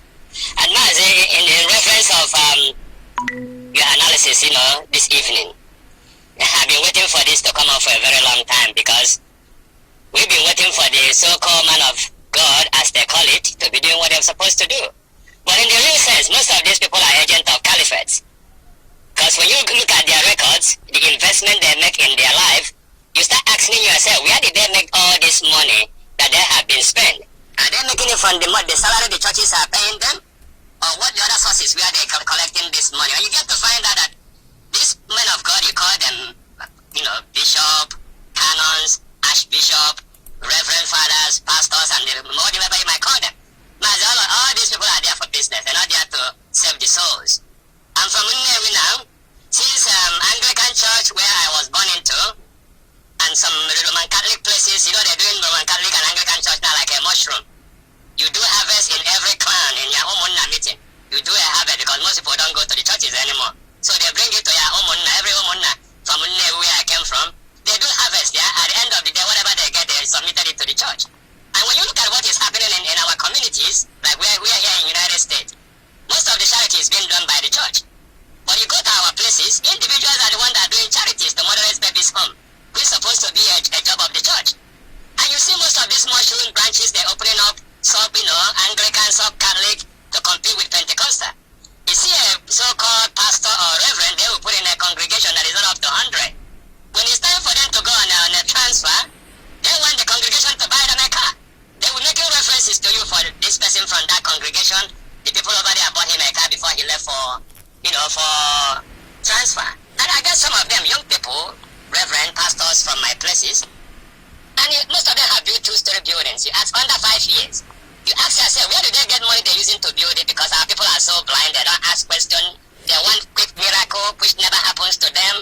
Somebody that offended their family members that are supposed to go and ask for forgiveness, they go and go cross overnight. They go, all nonsense our people are doing. And you look at them, they look so stupid, And when some of them, when they come to talk to us, say, listen, you believe you do go cross over, you go fall down and die, and the rest of them, go to your pastor, let them do something for you. So, Mazi, I see I put it this morning. Our problem are from our religious leaders. All of them are political minded. They're not there. Mazi, not all of them anyway. Majority. Mazi, I can tell you in Biafra land, any pastor that is under 50 years of old, those are the ones we need to work with. The ones that are above 50. I was one of the pastors that said they cannot give them, most of them 10 million. Do you think somebody that collected 10 million naira from Obiano will go and criticize Obiano? It's not possible. Yeah, what we're saying here is I'm talking about the killings in the zoo called Nigeria, the other corrupt practices and all that, and we also recognize that very few men of God or pastors and reverend fathers are actually once in a while speaking up, but it's not enough. They're in the minority. Majority of them are the agents of the evil. I understand you quite well. When we look at all these killings that are happening in our land, we know the governors in Southeast are being appointed by the caliphates, right? If you collect money from those governors that work for the caliphate, do you think you can go and criticize the caliphate or Boko Haram or ISIS? They're not going to do it because they are represented. Of course, when you take the money, you do what they want you to do for them, of course. That's why none of them is speaking, because most of them have been contaminated. They have to speak now, or calamity will befall them inside that church. Mazi, you said it all. It's our people to revolt on them. If they go to church and they come into a church and nobody is there, they know their times are over. Those are the type of demonstration we have to do against all these evil pastors. When they come inside the church and nobody is there, they will start questioning themselves. And the next alternative they have is to resign. Because if they can continue coming into the pulpit to preach and nobody is there, automatically they know people don't want them. But what do you think of our people? Most of our people want a quick fix.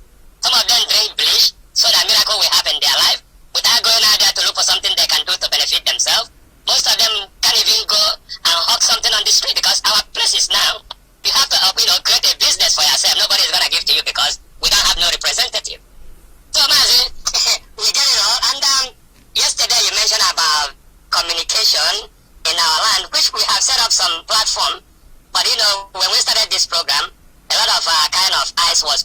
it, and it kind of make our people not waking up to the challenges about evangelism to our people. Because somebody called you up yesterday was talking about radio.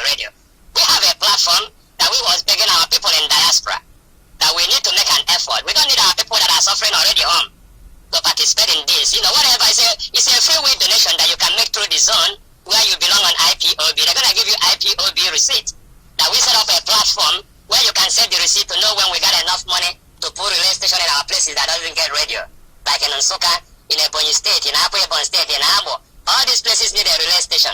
And we in diaspora have to get it done so that our people will be able to get this gospel. Because Mazi, this gospel we've been sending out today is the same people that have access to the radio that are hearing it.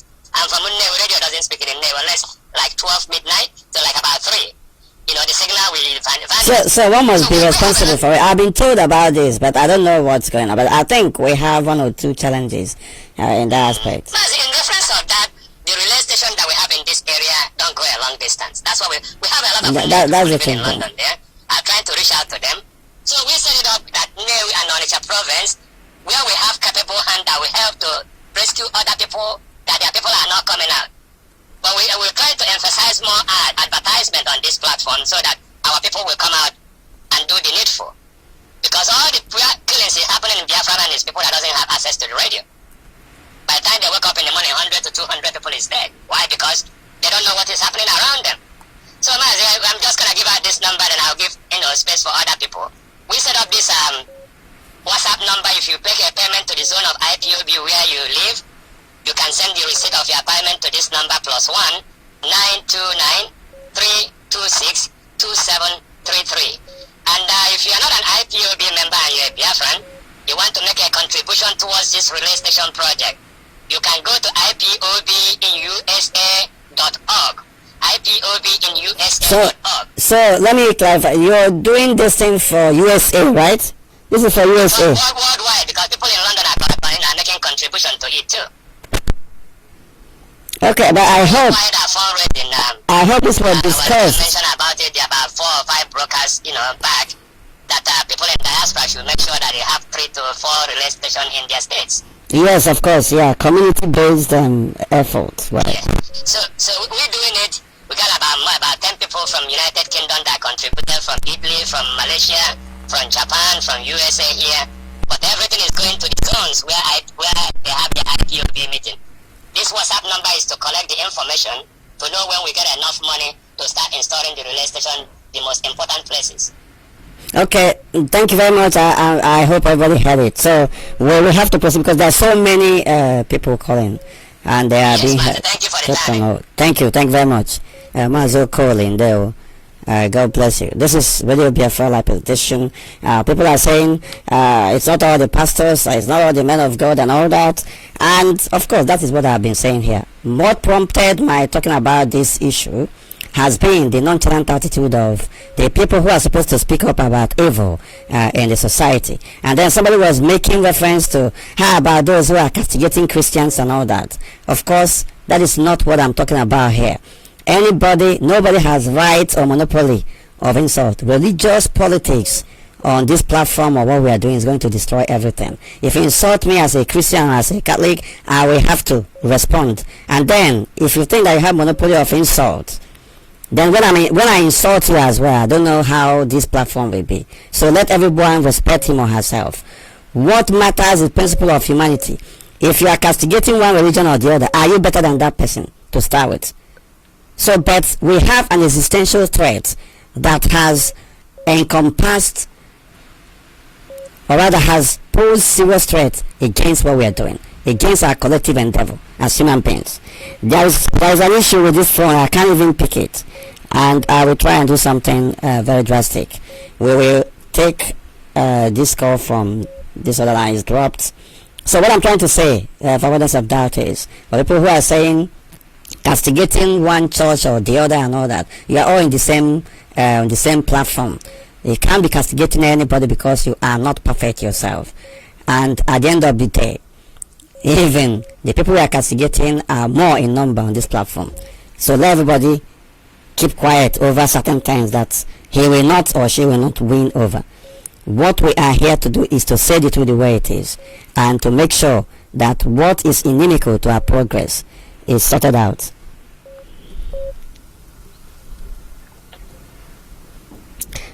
Yeah, can you hear me? Call on the phone. Good morning. Good evening from here. Good evening from here. Welcome to the program. Who is speaking? I can hear you, brother. You can hear me. Maybe it's network. I can't hear you. Well, I don't know what's going on. I'm very sure people are hearing me, and I don't know why you're not hearing me. I can hear you, I of think course. I'll continue. Maybe you are hearing me, but I can't hear. My name is Mazi, a native of Oka, North, Province, Jassaland. I'm calling right now from Italy. Right, thank you. What we are discussing about the men of God, even if you say that it's not all of them. Okay, tell me the one that is doing something among them. Which one is the person doing something? One of the things is that they are afraid of die. You know, this person, I don't know if this is, I don't know the one that, but they want to go heaven. Your people, the person that are you aware? Let me tell you something. Are you aware that there are reverend fathers and pastors who are also members of this family? Maybe 5 or 10 is missing, and you are comfortable with the 90, moving ahead with the 90. While your Bible tells you that if one is missing out of the 100, you have to leave the 99 and go and look for that one. But they are ready to leave the 10 that go. Leave that 10 for God and continue with the 90. And small time, 25 will go out of the 90 remaining. And they are ready to continue with the remaining one. This is not what the Bible teaches them. What they are after now is their money. And they are the most, they fear more than the ordinary people. Because they cannot walk alone. But the ordinary man can go to market and buy his food and whatever and come back. So these people are there just for their own benefit. People going to church, I don't think you are just doing it for you. You need to reason very well and know that these people are not there for you.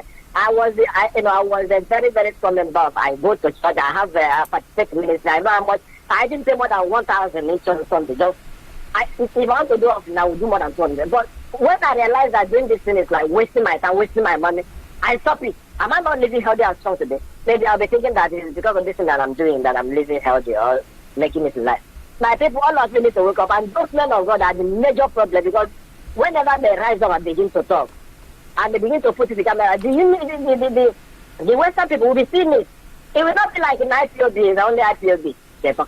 Of course. They need to they have what it takes. Outside are watching, they want to hear from them.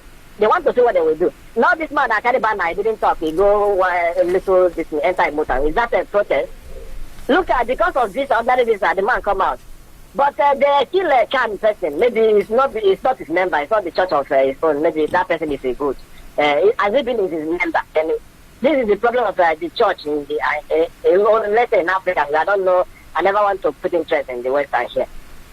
Until they start to do something, this thing will never stop and it will continue to increase.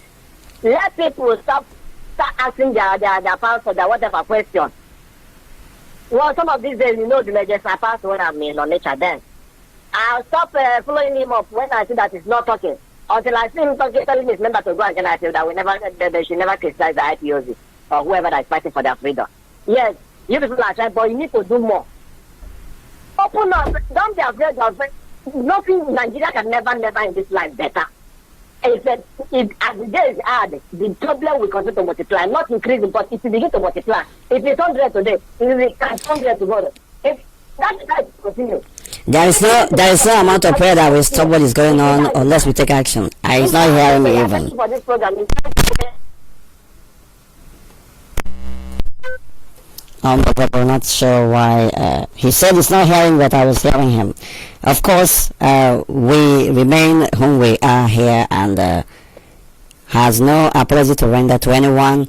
The problem we have is from the church, 80% of it, because those who are supposed to speak up are not speaking up. Can you hear me? Good evening from here. Yes, sir. Yes, sir. Can I hear you, my honorable Deputy Mazi from Mefor? Yeah, good evening. Welcome to the program. Yes, sir. My name is Mazi Joseph from Uche, and Mazi Joseph from Uche is calling from Ebola Fort in the second side of the Biafra land. I love this your analysis this evening, but before I start, I send the God Almighty keep on blessing my Mazi Namdekan and bless him. And may God Almighty who brought him in this commission keep on protecting him until he celebrates Biafra with us, because I know that our elder Mazi Namdekan have restored Biafra for us.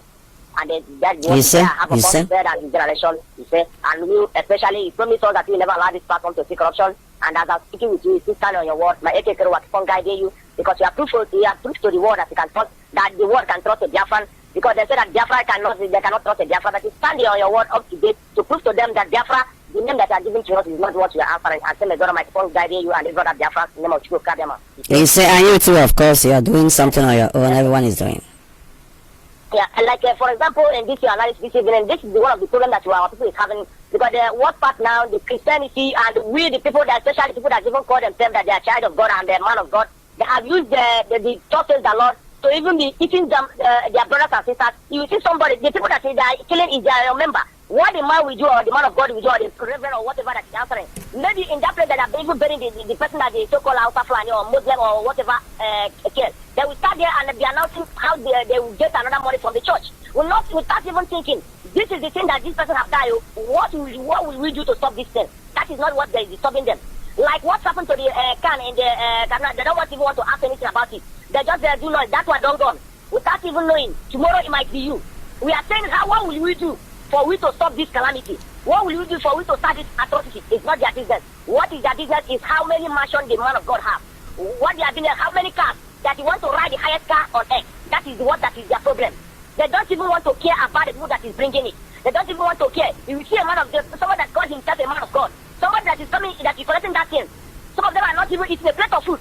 But because of what is coming out of your mouth, they're able to do anything. Because that everything that's coming out of your mouth is from God, without even knowing that it's not coming from your heart. So, my people, this is the time that you need to do the uniform, because we need to correct all this type of things. Because we don't correct it. Look at the so-called Mbaka, whatever that is calling. This is how, if you go and watch that Bazaar of 2019, that is the Uzodimba or whatever that is, his name is. If you see what happened that day, we know that is the day that they have that heavy deal, which is so-called Uzodimba, that they used to frustrate Imo State and do what they've done in Imo State. And this is the thing that when the thing starts happening, our people will be jumping up that all this thing is how God or that is so says and this is what God says. So my brothers and sisters, this is the time, because this Biafra, we said that our leader Mazi can say that the Biafra, the attention of Biafra, and when Biafra comes, Biafra is going to fight for those who cannot fight for themselves. Whether you are from Biafra or you are not from Biafra, we make sure that we fight against any injustice, whether in any part of the world, because we are for justice. So, and that's what I'm trying to say. Let's stand up and do this. Let's start talking about those people. Every time I do, like yesterday now, they're saying that they're bandits. They're not calling them Boko Haram, but they call them now bandits. Yeah, they are changing their name to deceive those that they are the same people, and they are very well sponsored. Yes. Like yesterday, 30 of them, this morning they are giving another list. Bandits. And this every day by day, it keeps on happening. So my brothers and sisters, let's stand up and do the needful. Stop watching those people. Stop giving them your money. I have to Mazi Joka for Mefor. Remember, I remember for me, they were watching it. Look back from here. Still, my humble servant Mazi myself on YouTube. They were watching it. Good night. Thank you very much, and God bless you. This is really a beautiful representation. Why we are releasing Boko Haram terrorists, the Nigerian military. They are releasing Boko Haram terrorists. Of course, we know they are releasing them and integrating them into the society, and they are taking up choices of jobs, military, police, civil defense jobs, and they send them to where the civilian populations who are not from the northern House of Fulani extraction are, and they continue to wreak havoc. Just look at the level of brutality that the so-called Nigerian police, Nigerian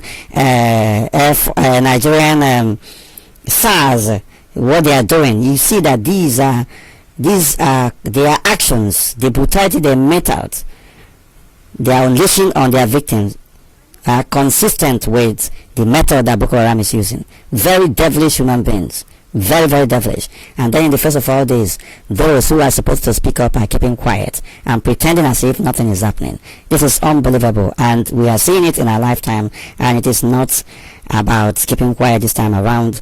The beheading of the chairman of Christian Association of Nigeria and the other seminarian and a whole lot of other people remain a pointer, or remain pointers that must not be swept under the carpet. And these people, their lives cannot be in vain. Their lives cannot be in vain. Nigeria is going to implode. The churches are going to implode if the so-called men of God and women of God don't speak up.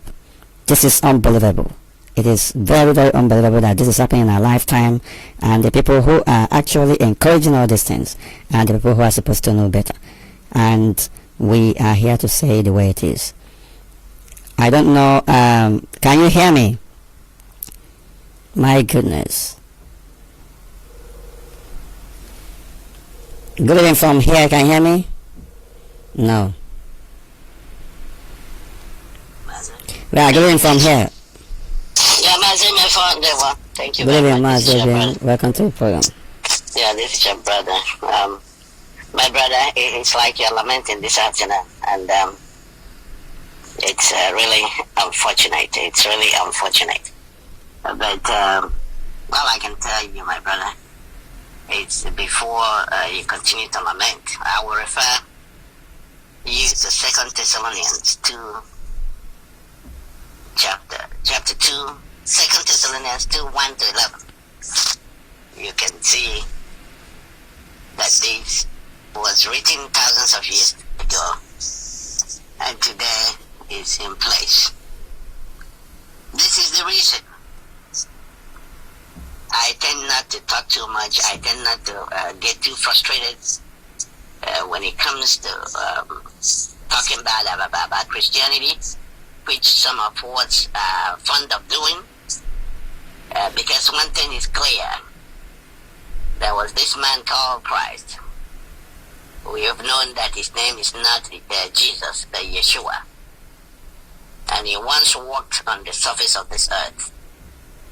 And according to the scriptures, thousands of years before my great-great-grandfather was born, it was written that the Son of Man manifested, the Word of God manifested as man, and that man walked on the surface of this earth.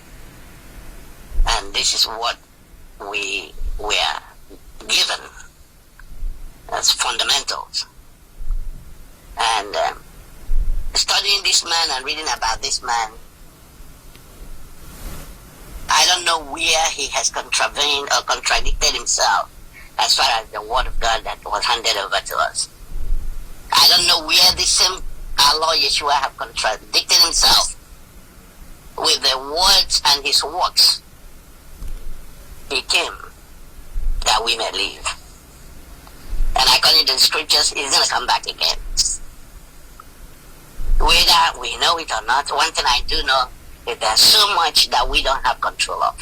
That's why as much as we think we are so powerful, one day, as much as that power you think you have, one day, you go down 6 feet. If your tradition is going down 6 feet. If you are going to be cremated, you'll be cremated. If any form of burial rights will be given you, you'll be given. And that's going to be your end. And this thing does not happen to the rich only, or the poor only, or to the handicapped, or mentally or physically challenged. It happens to everyone. So, as much as our people get so frustrated, and sometimes we go out of hand talking about Christianity or Christ, I have learned to apply restraints on myself. And every time, most of the time that I come to the radio, I make reference to this very place in the scriptures so that our people can understand that what is happening in our land today did not come out of the blues. It was written. Okay, of lawlessness. yes, Mazi. Now, Okay, go ahead, but I need to say something, and then... yeah. Yes, go ahead. Okay. So, in line with what you're saying, you are lamenting, you are crying out. I'm not lamenting. I'm just saying... I'm You're not... saying something. How come these people are quiet? These people that can take this message, how come? Yes, because all of a sudden, these men are no longer doing the work of God. That is what you're saying this evening. Maybe lamenting is somehow too strong to be used. You are asking a question. How come these men disappeared? How come these men are not saying anything? In the wake of evil right in our face, before the killing of the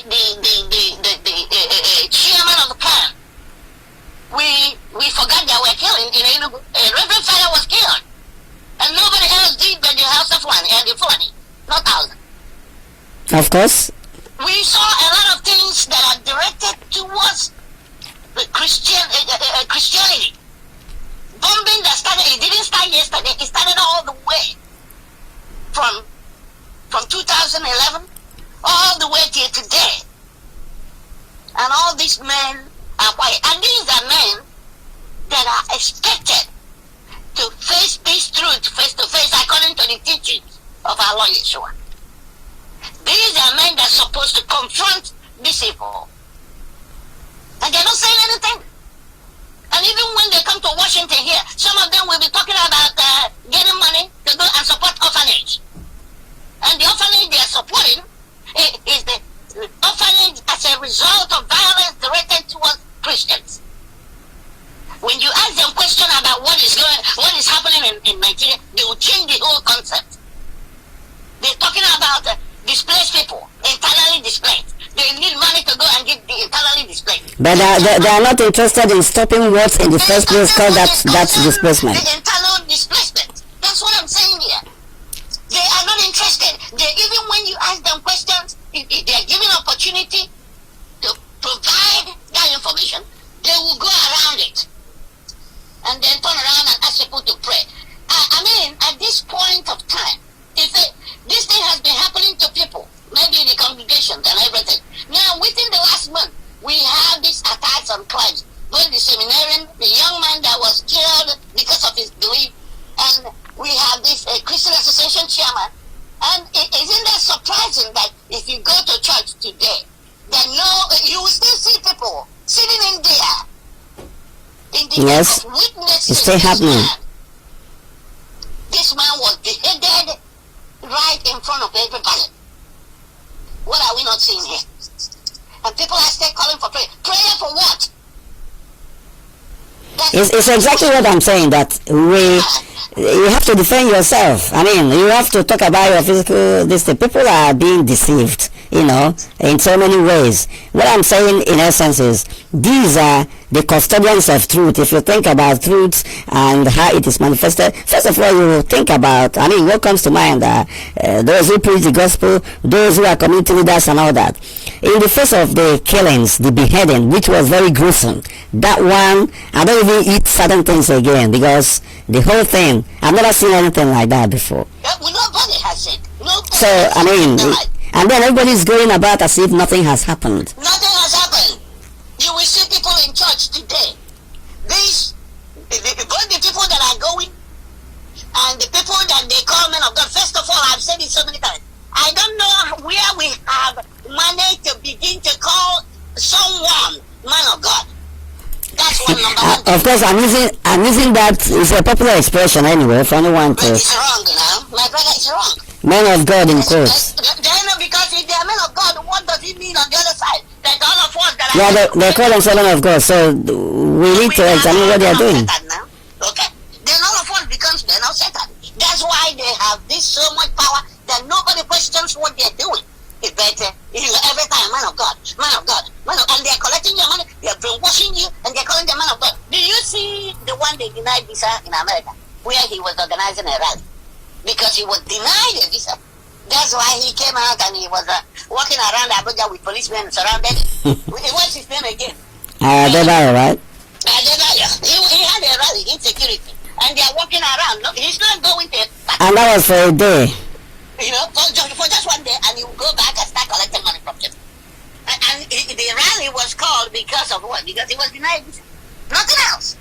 Okay, so we are the congregations and the people that are giving them this name, men of God. Before, is it not Okochukwu Canon or Father, priest, people who work for God, to serve.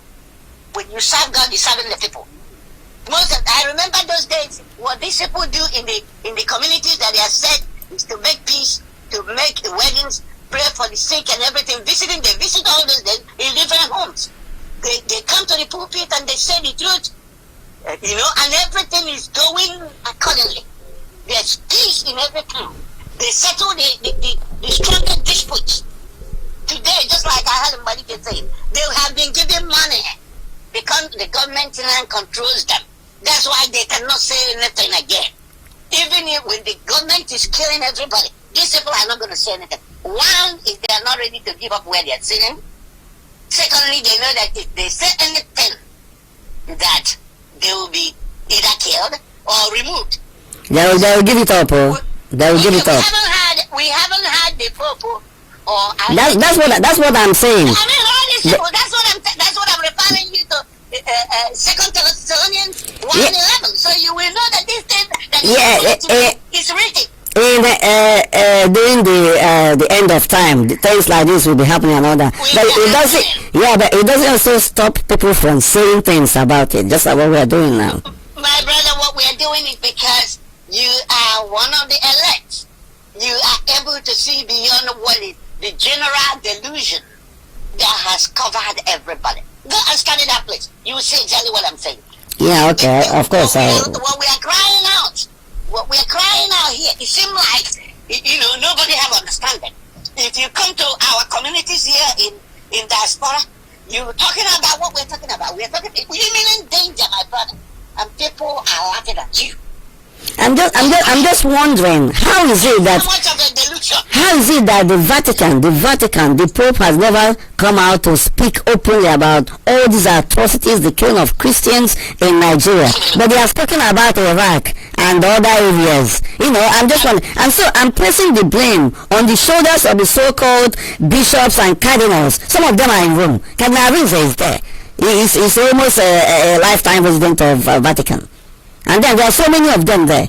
And then you have the Church of England, you have Anglican Communion, then you have the Christian Association of Nigeria. I think this is in a contest, and this is quite different from people who come up and castigating Christianity, telling Christians they are this, they are that, and all that. That is not what I'm talking about. But the evil is evil. That's not what you're talking about. But I'm saying that part of the reason the brothers do that then is because they don't understand that this thing was written. That's all I'm saying. Right. This thing is going to happen. This thing that is happening now is it's not going to be. It's not supposed to be a surprise, right? It's not supposed to be a surprise. That's what I'm saying. So in other words, I'm reinforcing that we are staying where we are staying because we should count ourselves privileged that God in heaven is using us to see this evil and speak about this evil. Okay. Definitely. Thousands and millions of people. For instance, when he came back, everybody knows that guy is a criminal. But if you go to his land now, you will see thousands of our people that are being taken over by this spirit of delusion. They believe there is everything. I don't know that it was. There was. I think it was last month. Yeah, it was last month. Hope Uzodinma, after fraudulently predicting his victory, and actually the Supreme Court fraudulently gave that victory to him. He came and promised Mbaka that Buhari is going to complete the particular church building within last month, end of last month or so.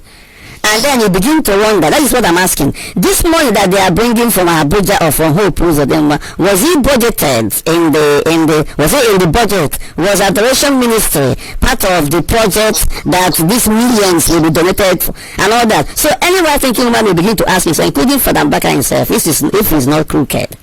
It's very unfortunate. Joshua, all of them, my brother.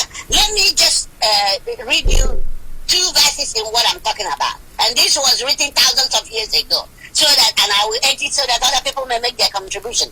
In verse 3, it says, 2 verse 3, 2 Thessalonians 2 verse 3, it said, don't let anyone deceive you in any way, for that day will not come until the rebellion, this is a rebellion happening now, rebellion against God, rebellion occurs, and the man of lawlessness is revealed. That's what is happening now. The man doomed to destruction, that is what is happening.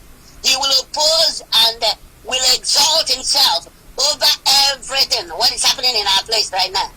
That's what is happening. The man of lawlessness.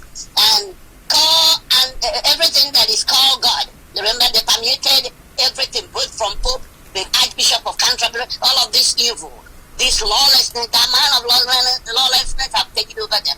And that everything called God is worshipped. So that he sets himself up in God's temple, proclaiming himself to be God. These people, this man of lawlessness is a spirit that has taken over all these people. That's why people are looking at evil in their right eye. looking at evil directly, but they cannot say that this is evil. This is why women are being butchered and pregnant women, their fetuses are removed from their bellies and nobody is saying anything. This is why people are being beheaded everywhere on a daily basis. I mean, nobody is saying anything because the man of lawlessness is in control right now. Okay? Yes. But if you go down, it says stand firm from chapter 13. I'm going to leave it for everybody to study. When you got to stand firm in all these things that is happening. It is not by accident. It is written. The main thing is that no wonder our leader says that the coming of Biafra is the kingdom, the coming of the kingdom of God. He said this. And a lot of times people tend to doubt this young man. No wonder this young man said that Biafra is the kingdom of God on earth. Okay, and now this is not being too religious. And no wonder this man tells you that the God told me to tell you. Whenever he says, I said, I want to pray.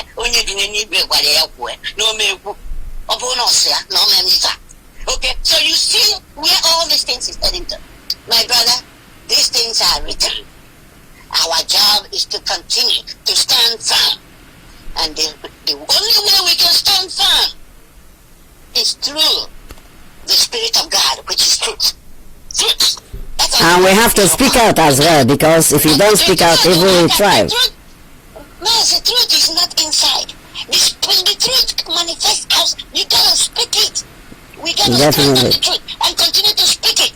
But the most important thing that we do in all these things is to humble ourselves even in the wake of speaking this truth. Because the Almighty God, who is the creator of heaven and earth, the most powerful God, who has exalted his words above his head, will and shall accomplish that which he has said. Instead, the entire world will pass away. That's his word. And I will hold him. That's the only place I'm holding him. That's why I say to you, remain strong, remain faithful. God in heaven is here. Thank you. Thank you very much. Thank you, my brother. Thank you very much. Thank you. God bless. This is Radio Biafra presentation, the voice of Mazi Obieni, all the way from the United States of America. Of course, we are still on this matter for avoidance of doubt. Evil has thrived and has taken roots, has grown wings and legs and hands, and they have lived among us as human beings. And that is the reality of our time. The number to call remains +447405964146. We shall, of course, continue to take these calls if other calls are not coming. I don't know what is going on here. Right, can you hear me?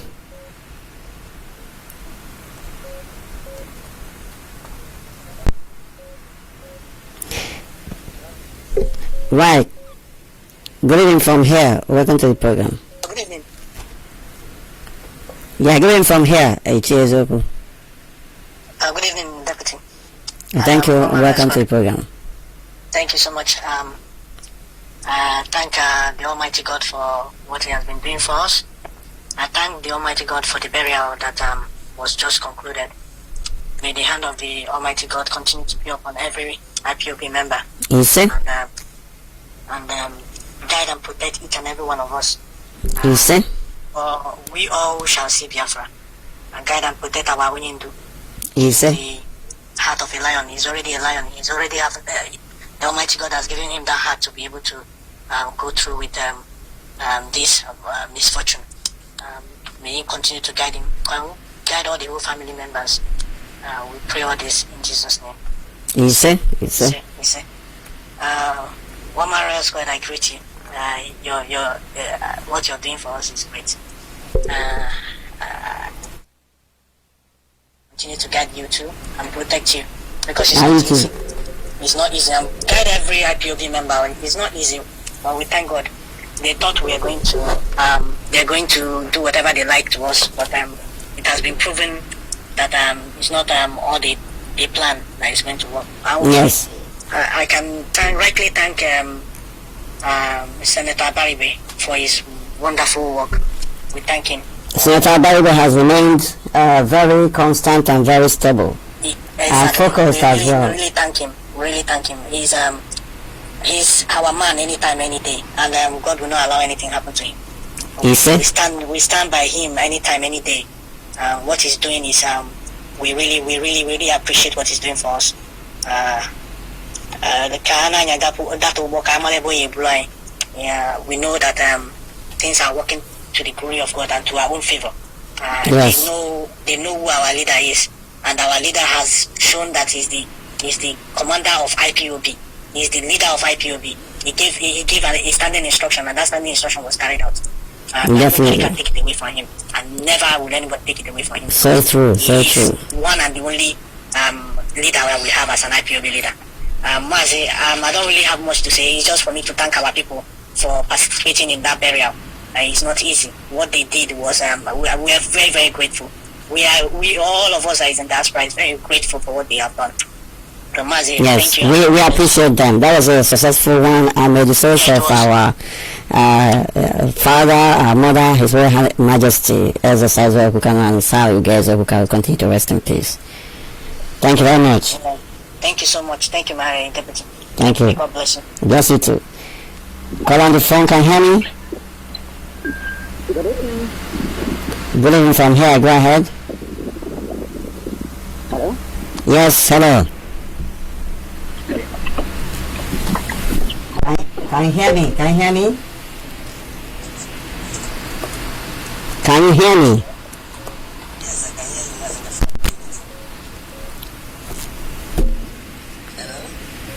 Yes, I don't know. Welcome to the program. I don't know what's going on with this line. Yes, go ahead. Welcome to the program. Good evening from here. Good evening, Mazi Mefor. Good evening, wonderful people of Biafra all over the world. I want to use this opportunity to thank every hardcore Biafra that have made our leader proud by honoring the burial of the full parents, you know, the king and the Lord. Yes. And at the same time, I want to send my condolences to the family of Kano, you know, the immediate family of our dad and mom that passed away by the Zoo army, because it's Zoo army that killed them. Yes, of course. They brought about the circumstances that led to their passing on. Simple as that. Yes, of course, Mazi Mefor. I was there to witness to see by myself with my eyes the weight of the bullet these people unleashed on that house, and if you see the weight, the holes, you know, and you imagine how we have our beautiful parents survive that attack. They went there to kill every moving thing. Yeah. And they demonstrated it and proved it. It was God that saved them, you know. Exactly. So, of course, that rumor did not depart from them. They end up killing 28 people. You know? Yeah, very unfortunate. May their souls rest in peace. Of course, their flesh shall be restored, as we always say, on their behalf and in their honor.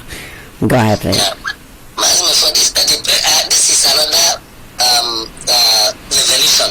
I will call it revelation. It's not the main problem you started this evening about this priest or bishop or the reverend father or the so-called men of God in Biafra land or in Zoo generally, because these people are they are the cause of our problem. Okay, somebody like Alhaji Mbaka opened his mouth many years ago. He started it from Imo State. But we start with the Timaloke. All those things. From there, you will not come out one day and tell us good rock is a bad rock. Buhari is a Messiah. You know, and people are being killed. Christians are being killed. These people have not used the same mouth or the same pulpit they used to castigate or give false prophecy to condemn the killings of their fellow Christian. That's it. Or even if they do, just paying lip service for 1 hour and then they go back. Yeah, they go back. It's amazing.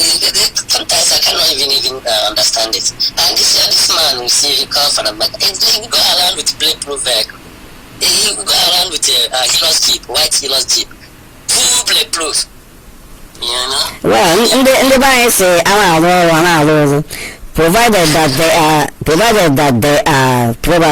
collecting the money and also doing what they're supposed to do. I have no issue with them. But the situation whereby they swindle people at the same time shy away from doing the main thing.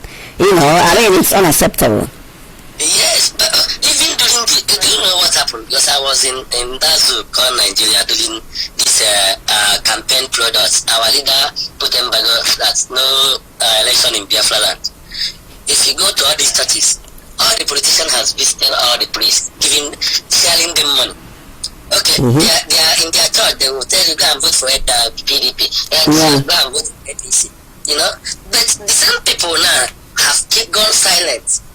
Even a whole priest, the man, when I watched that video, the man pleaded with all the Christian association, all the pastors, all the highest, the richest pastor in the world now is from that zoo called Nigeria. The richest pastor in the world today is from that zoo called Nigeria.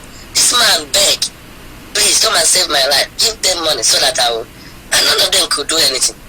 Yeah, he was in captivity for a long time, Yeah. They could make video with him now to plead to several times to come and for people to come for his rescue. These men of God or men of devil, they ignore this man, and he was still like chicken. Yeah, they haven't done anything. Their life has gone back to normal. Do you know the most painful part of it? Being Sunday in that zoo, all the whole church will be filled up with the gullible ones, because IPOB have started to enlighten people. Many people now don't go to church anymore, and I want people to continue, because these people, you are just patronizing them. They don't care about your life. They don't care about your welfare. They don't even care about whether your family. Every day. It is going to happen. What I have said, and I have very serious conviction on it. There is going to be revolution within the church. How it's going to go, I don't know, but it's going to happen. I dedicate myself to this. Do you remember before we came? You dare not talk against any man of God. They will come, don't talk to the anointed and do the prophet. They will put these Bibles to you. They are not talk to anointed and do the prophet. It's no good area. The night people will come and destroy all those nonsense. Now people can come out. So what we are doing, I want to encourage IPOB all over the world, because we are the people who are going about with this revelation to keep educating our people. But part of the problem we are having in that so-called Nigeria, even these people that bring this religion to us, they don't even do it the way we do it. It's about common sense now. Even here in UK, it's Northern Ireland. Northern Ireland has been fighting with the Republic of Ireland before, and even UK here, they've been fighting themselves. But this is where the headquarters of Anglican Church is. Even in the Catholic Church, a lot of popes and missionaries were killed and all that. So the church, their fault. This church was established under the principle of freedom and activism. Even Jesus Christ himself was a freedom fighter. So why are these people now trying to turn things upside down because of money? Somebody once said that even if I think it was our leader, that if Jesus Christ comes to Nigeria, he will be corrupted and all that. He will fail. Do you know, one of my friends, we were discussing the other day, he said that one thing that got me interested.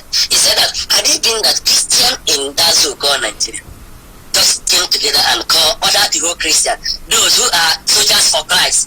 Now of course. If soldiers for Christ come out, if you want to go to heaven, come out. If under 2 days, Boko Haram will become a history.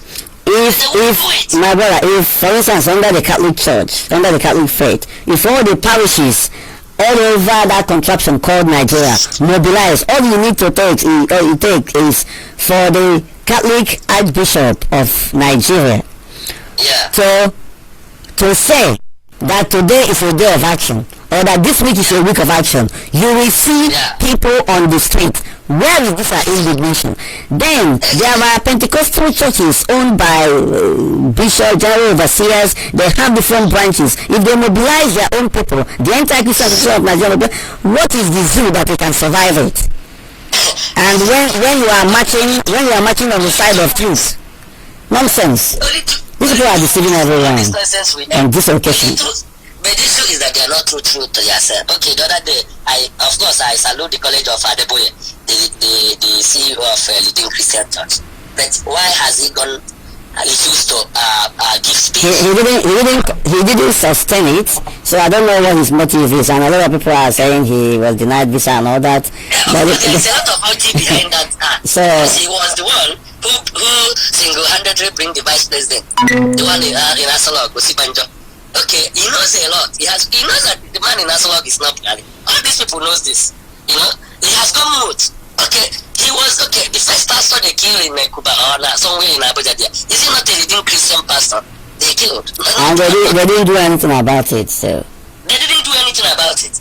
And only that signal alone have given the college to the Boko Haram. Yeah, because when they kill this person, you don't do anything. Like they kill another person, they will next thing they will invade the whole church and surrender everybody. Nonsense. Honestly, I'm just using this word, but I don't like it. I don't really know what kind of conscience these people have. Okay, you bring out people onto Christianity, preaching the gospel of Yeshua, telling people of this and that. By the other side, you are supporting the people who you claim to your follower. They are in darkness. Do you understand me? For somebody like Reverend Father Mbaka or whatever, Latin Mbaka, to tell us that Wally is a Messiah. You understand me? Wally is not a Christian. Jubilee is not that man they are called Wally. It's not a Christian. How come Goodluck Jonathan, who was that Christian, he says he's a bad rock? And today, people feel that one has gone. They now came back to Imo State. They say that hopeful, and people are keeping quiet.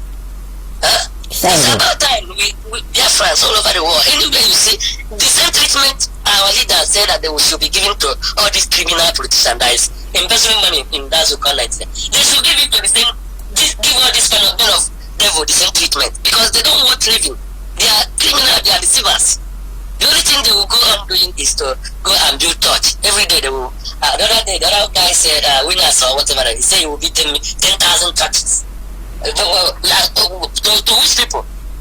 Huh? Well, he can disgrace people, but you don't touch them. That is one of the things that we must have to understand.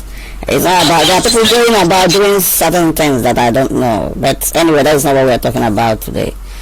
Of course, he said they have to disgrace them, to tell them in their face, because before they are untouchable. Touch not my anointing and do my prophets. No, that is only verse in the Bible they used to intimidate their followers. Until IPOB came and destroyed all those nonsense. People can be bold enough now to tell all these criminal pastors, both politicians, that what you people are doing are evil. Before nobody can say it. You dare not say it. And people are dying every day. So it's about time every Biafran should, it's not anybody in that so-called Nigeria, as long as you are a Christian. This is your own fight. This is a fight for all Christians, because what we're experiencing is religious genocide. It's not even about IPOB. What have you done what have you said? Which public opinion? During Goodluck Jonathan, this Bakali, what they call it? Tunde Bakali, he live a revelation, Now Goodluck he said this one. But today, everybody have gone mute. And people are keeping quiet. Of course, you've said it all, I don't know, and I concur. Thank you very much, and God bless you. Good night for you, sir. Thank you very much. This is really a full representation, and a lot of people are still wanting to call, but this line is not very stable, I don't know why. Next, call on the phone, can you hear me? Call on the phone.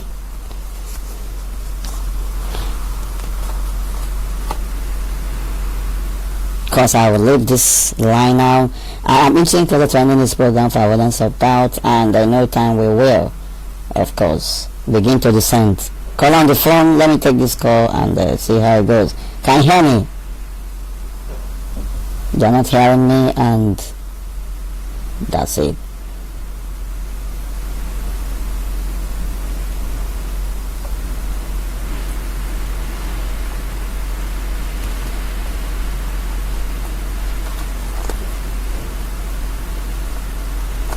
Unbelievable. It is not coming through.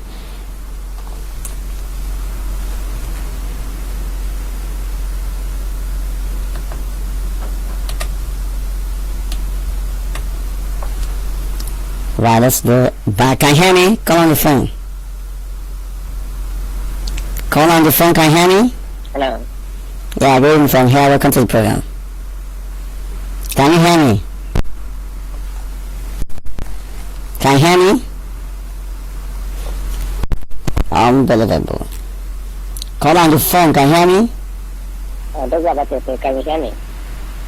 I can hear you. I don't know what's going on this line, to be honest. Can you hear me?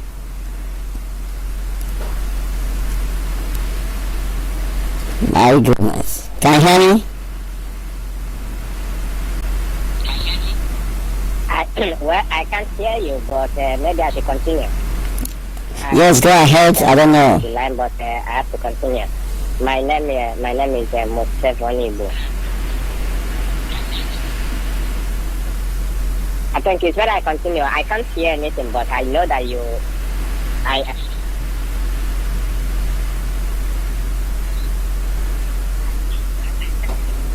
I think Let me continue. I'm sure you can. I listen to the radio. Just talk. Yeah. I don't know whether you hear me or not. Because And I'm calling you from the Kingdom of Netherlands. right, thank you very much. Also, we got no problems. Japan land. Mazi, I must say, keep you and keep our leader and keep every IPOB officer and Japan in general. And more importantly, help us restore Japan. You say? I need to. Yeah, my able deputy this night you have a very good topic and which is very important that we look into that. I'm glad because yesterday we touched a little bit part of the issues facing us as a people and the challenges we are encountering on this very struggle. And we made mention of our those representing us there, those terrorists in the government houses from Biafran land. Now, this night, I just want to push my own contribution that the problem also we are facing as a people.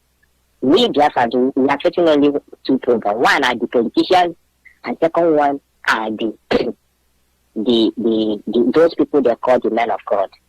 And for me, I don't even feel comfortable calling them that, because when you call them men of God, so we are what in that case? Are we not the men of Satan or children of Satan or what? They are the only one holy. They are the only one to be called the men of God. So that they are ordained. They are ordained. To me, it doesn't make any sense. That's what they are called anyway. And for people to understand it, I have to use that same expression. And he asked them, "Who do you think I am?" Every other disciple was saying what they think. Some people say that he is the John the Baptist, and a lot of them were saying different things. But Peter said that you are the Son of God. Now, and Yeshua concurred with Peter. He said that this thing you said, you didn't say this by your own, but you have in the revelation came from Almighty. This is in Matthew 16, verse 13 to 20. Now, look at this. You see Yeshua accepting, agreeing with Peter that he is the Son of God. Now, then the people we have today as the operators of Christianity and pioneers of Christianity in Africa and more especially in Nigeria are now men. That means they are even greater than Yeshua. Yeshua concurred with Peter that he is the Son of God, but now in the Jews, those ones there are now the men. Why Yeshua is Son? So this is the high level of brainwash. This is the major problem our people are facing. These guys, they brainwash our people. They brainwash us to the point that we cannot even know our left from our right. My brother, there is nothing wrong with Christianity, for avoidance of doubt. It is people who are practicing it that have the problem. And I'm talking about the killings that people are not responding to. If the church goers stop backing them by offering, you see these guys, most of them will start talking. Because we are the people, are the instrument of what they are today. That they are millionaires, they are billionaires in foreign currency, is we that made them. It's from the offerings of the poor masses that are even unable to pay for their kids' school fees. But after the level of the brainwash, you won't even know what you're doing. Some will tell you that giving is living. If you want to live, learn how to give. All this, they are just good at this. Playing with one's mind, and they will manipulate you to a point that you even borrow money to go and sow a seed. So this is the problem we are facing as the people. And those people defending you or those people that are on the front line, as the pioneers of the Christianity or church, they say nothing when we are being slaughtered.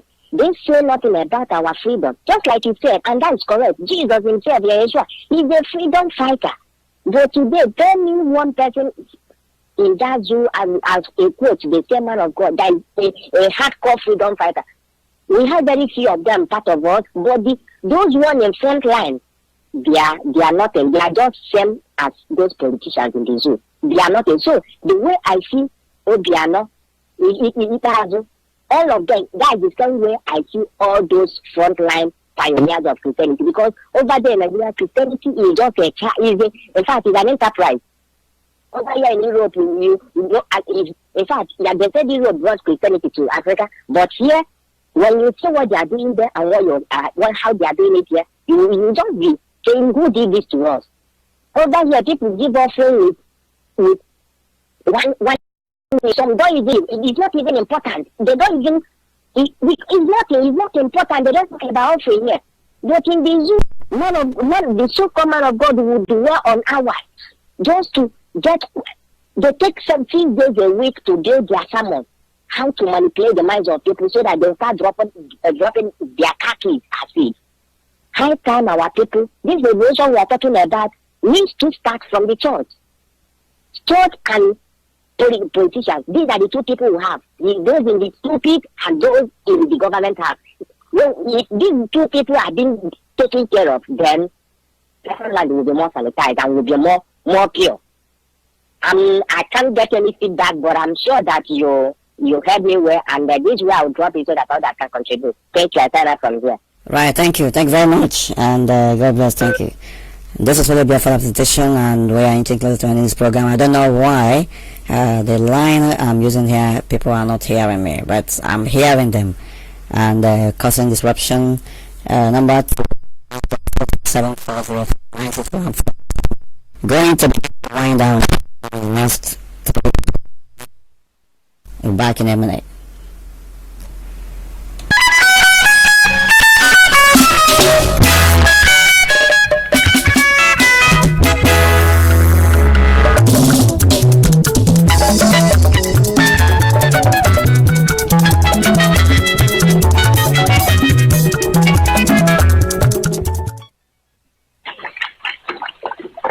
Can you hear me? Can you hear me? Can you hear me?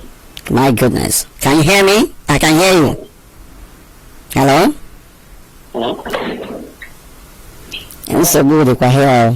Can you hear me? Hello, can you hear me? Can you hear me? Hello? I can hear you. Can you hear me? I don't know what is wrong with connection. I think I need to do something about this. Hello? Yes, can you hear me? Hello, listen. Good evening from here. Can you hear me? We're going to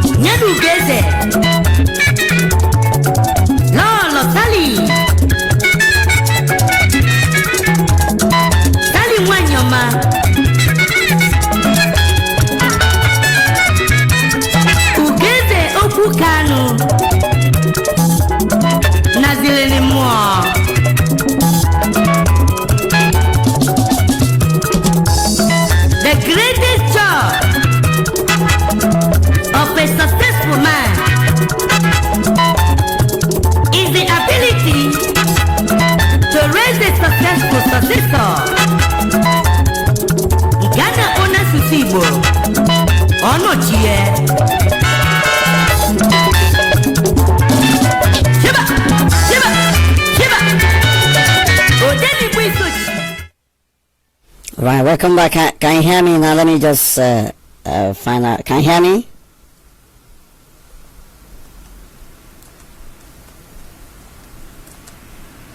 Well, this is all behind this program. We thank you, MNBA fans, for having listened. And as a result of this back and forth with this line, we will have to begin to wind down. We must not relent on issues that affect us as a people. There is no reason why we will shy away from saying the truth.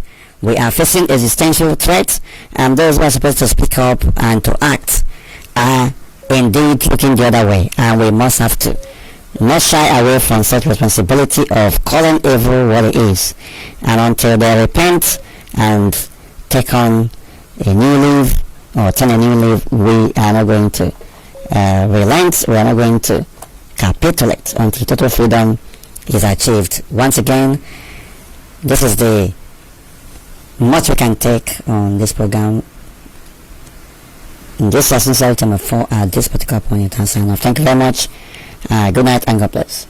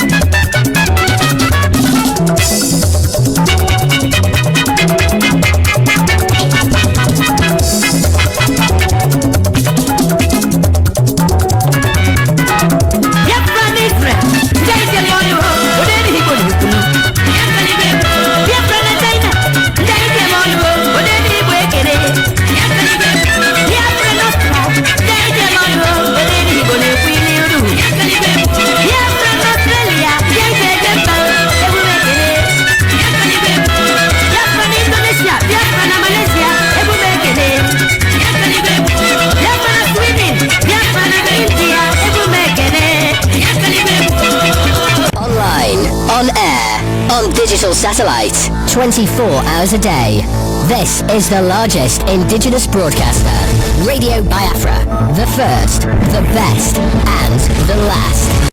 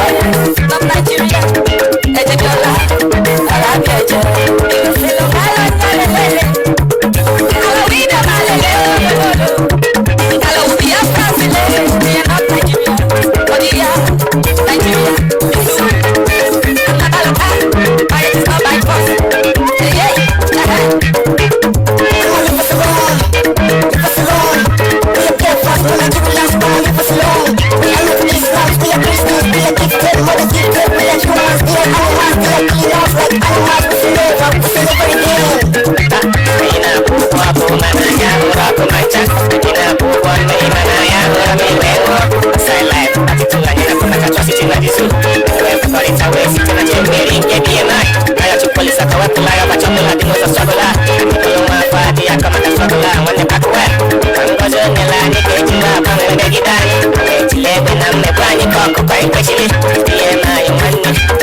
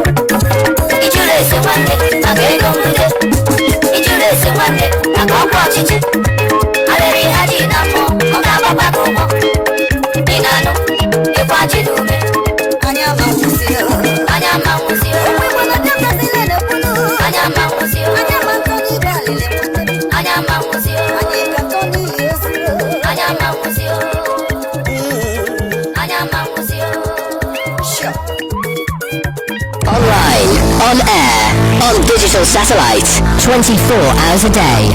This is the largest indigenous broadcaster, Radio Biafra, the first, the best, and the last.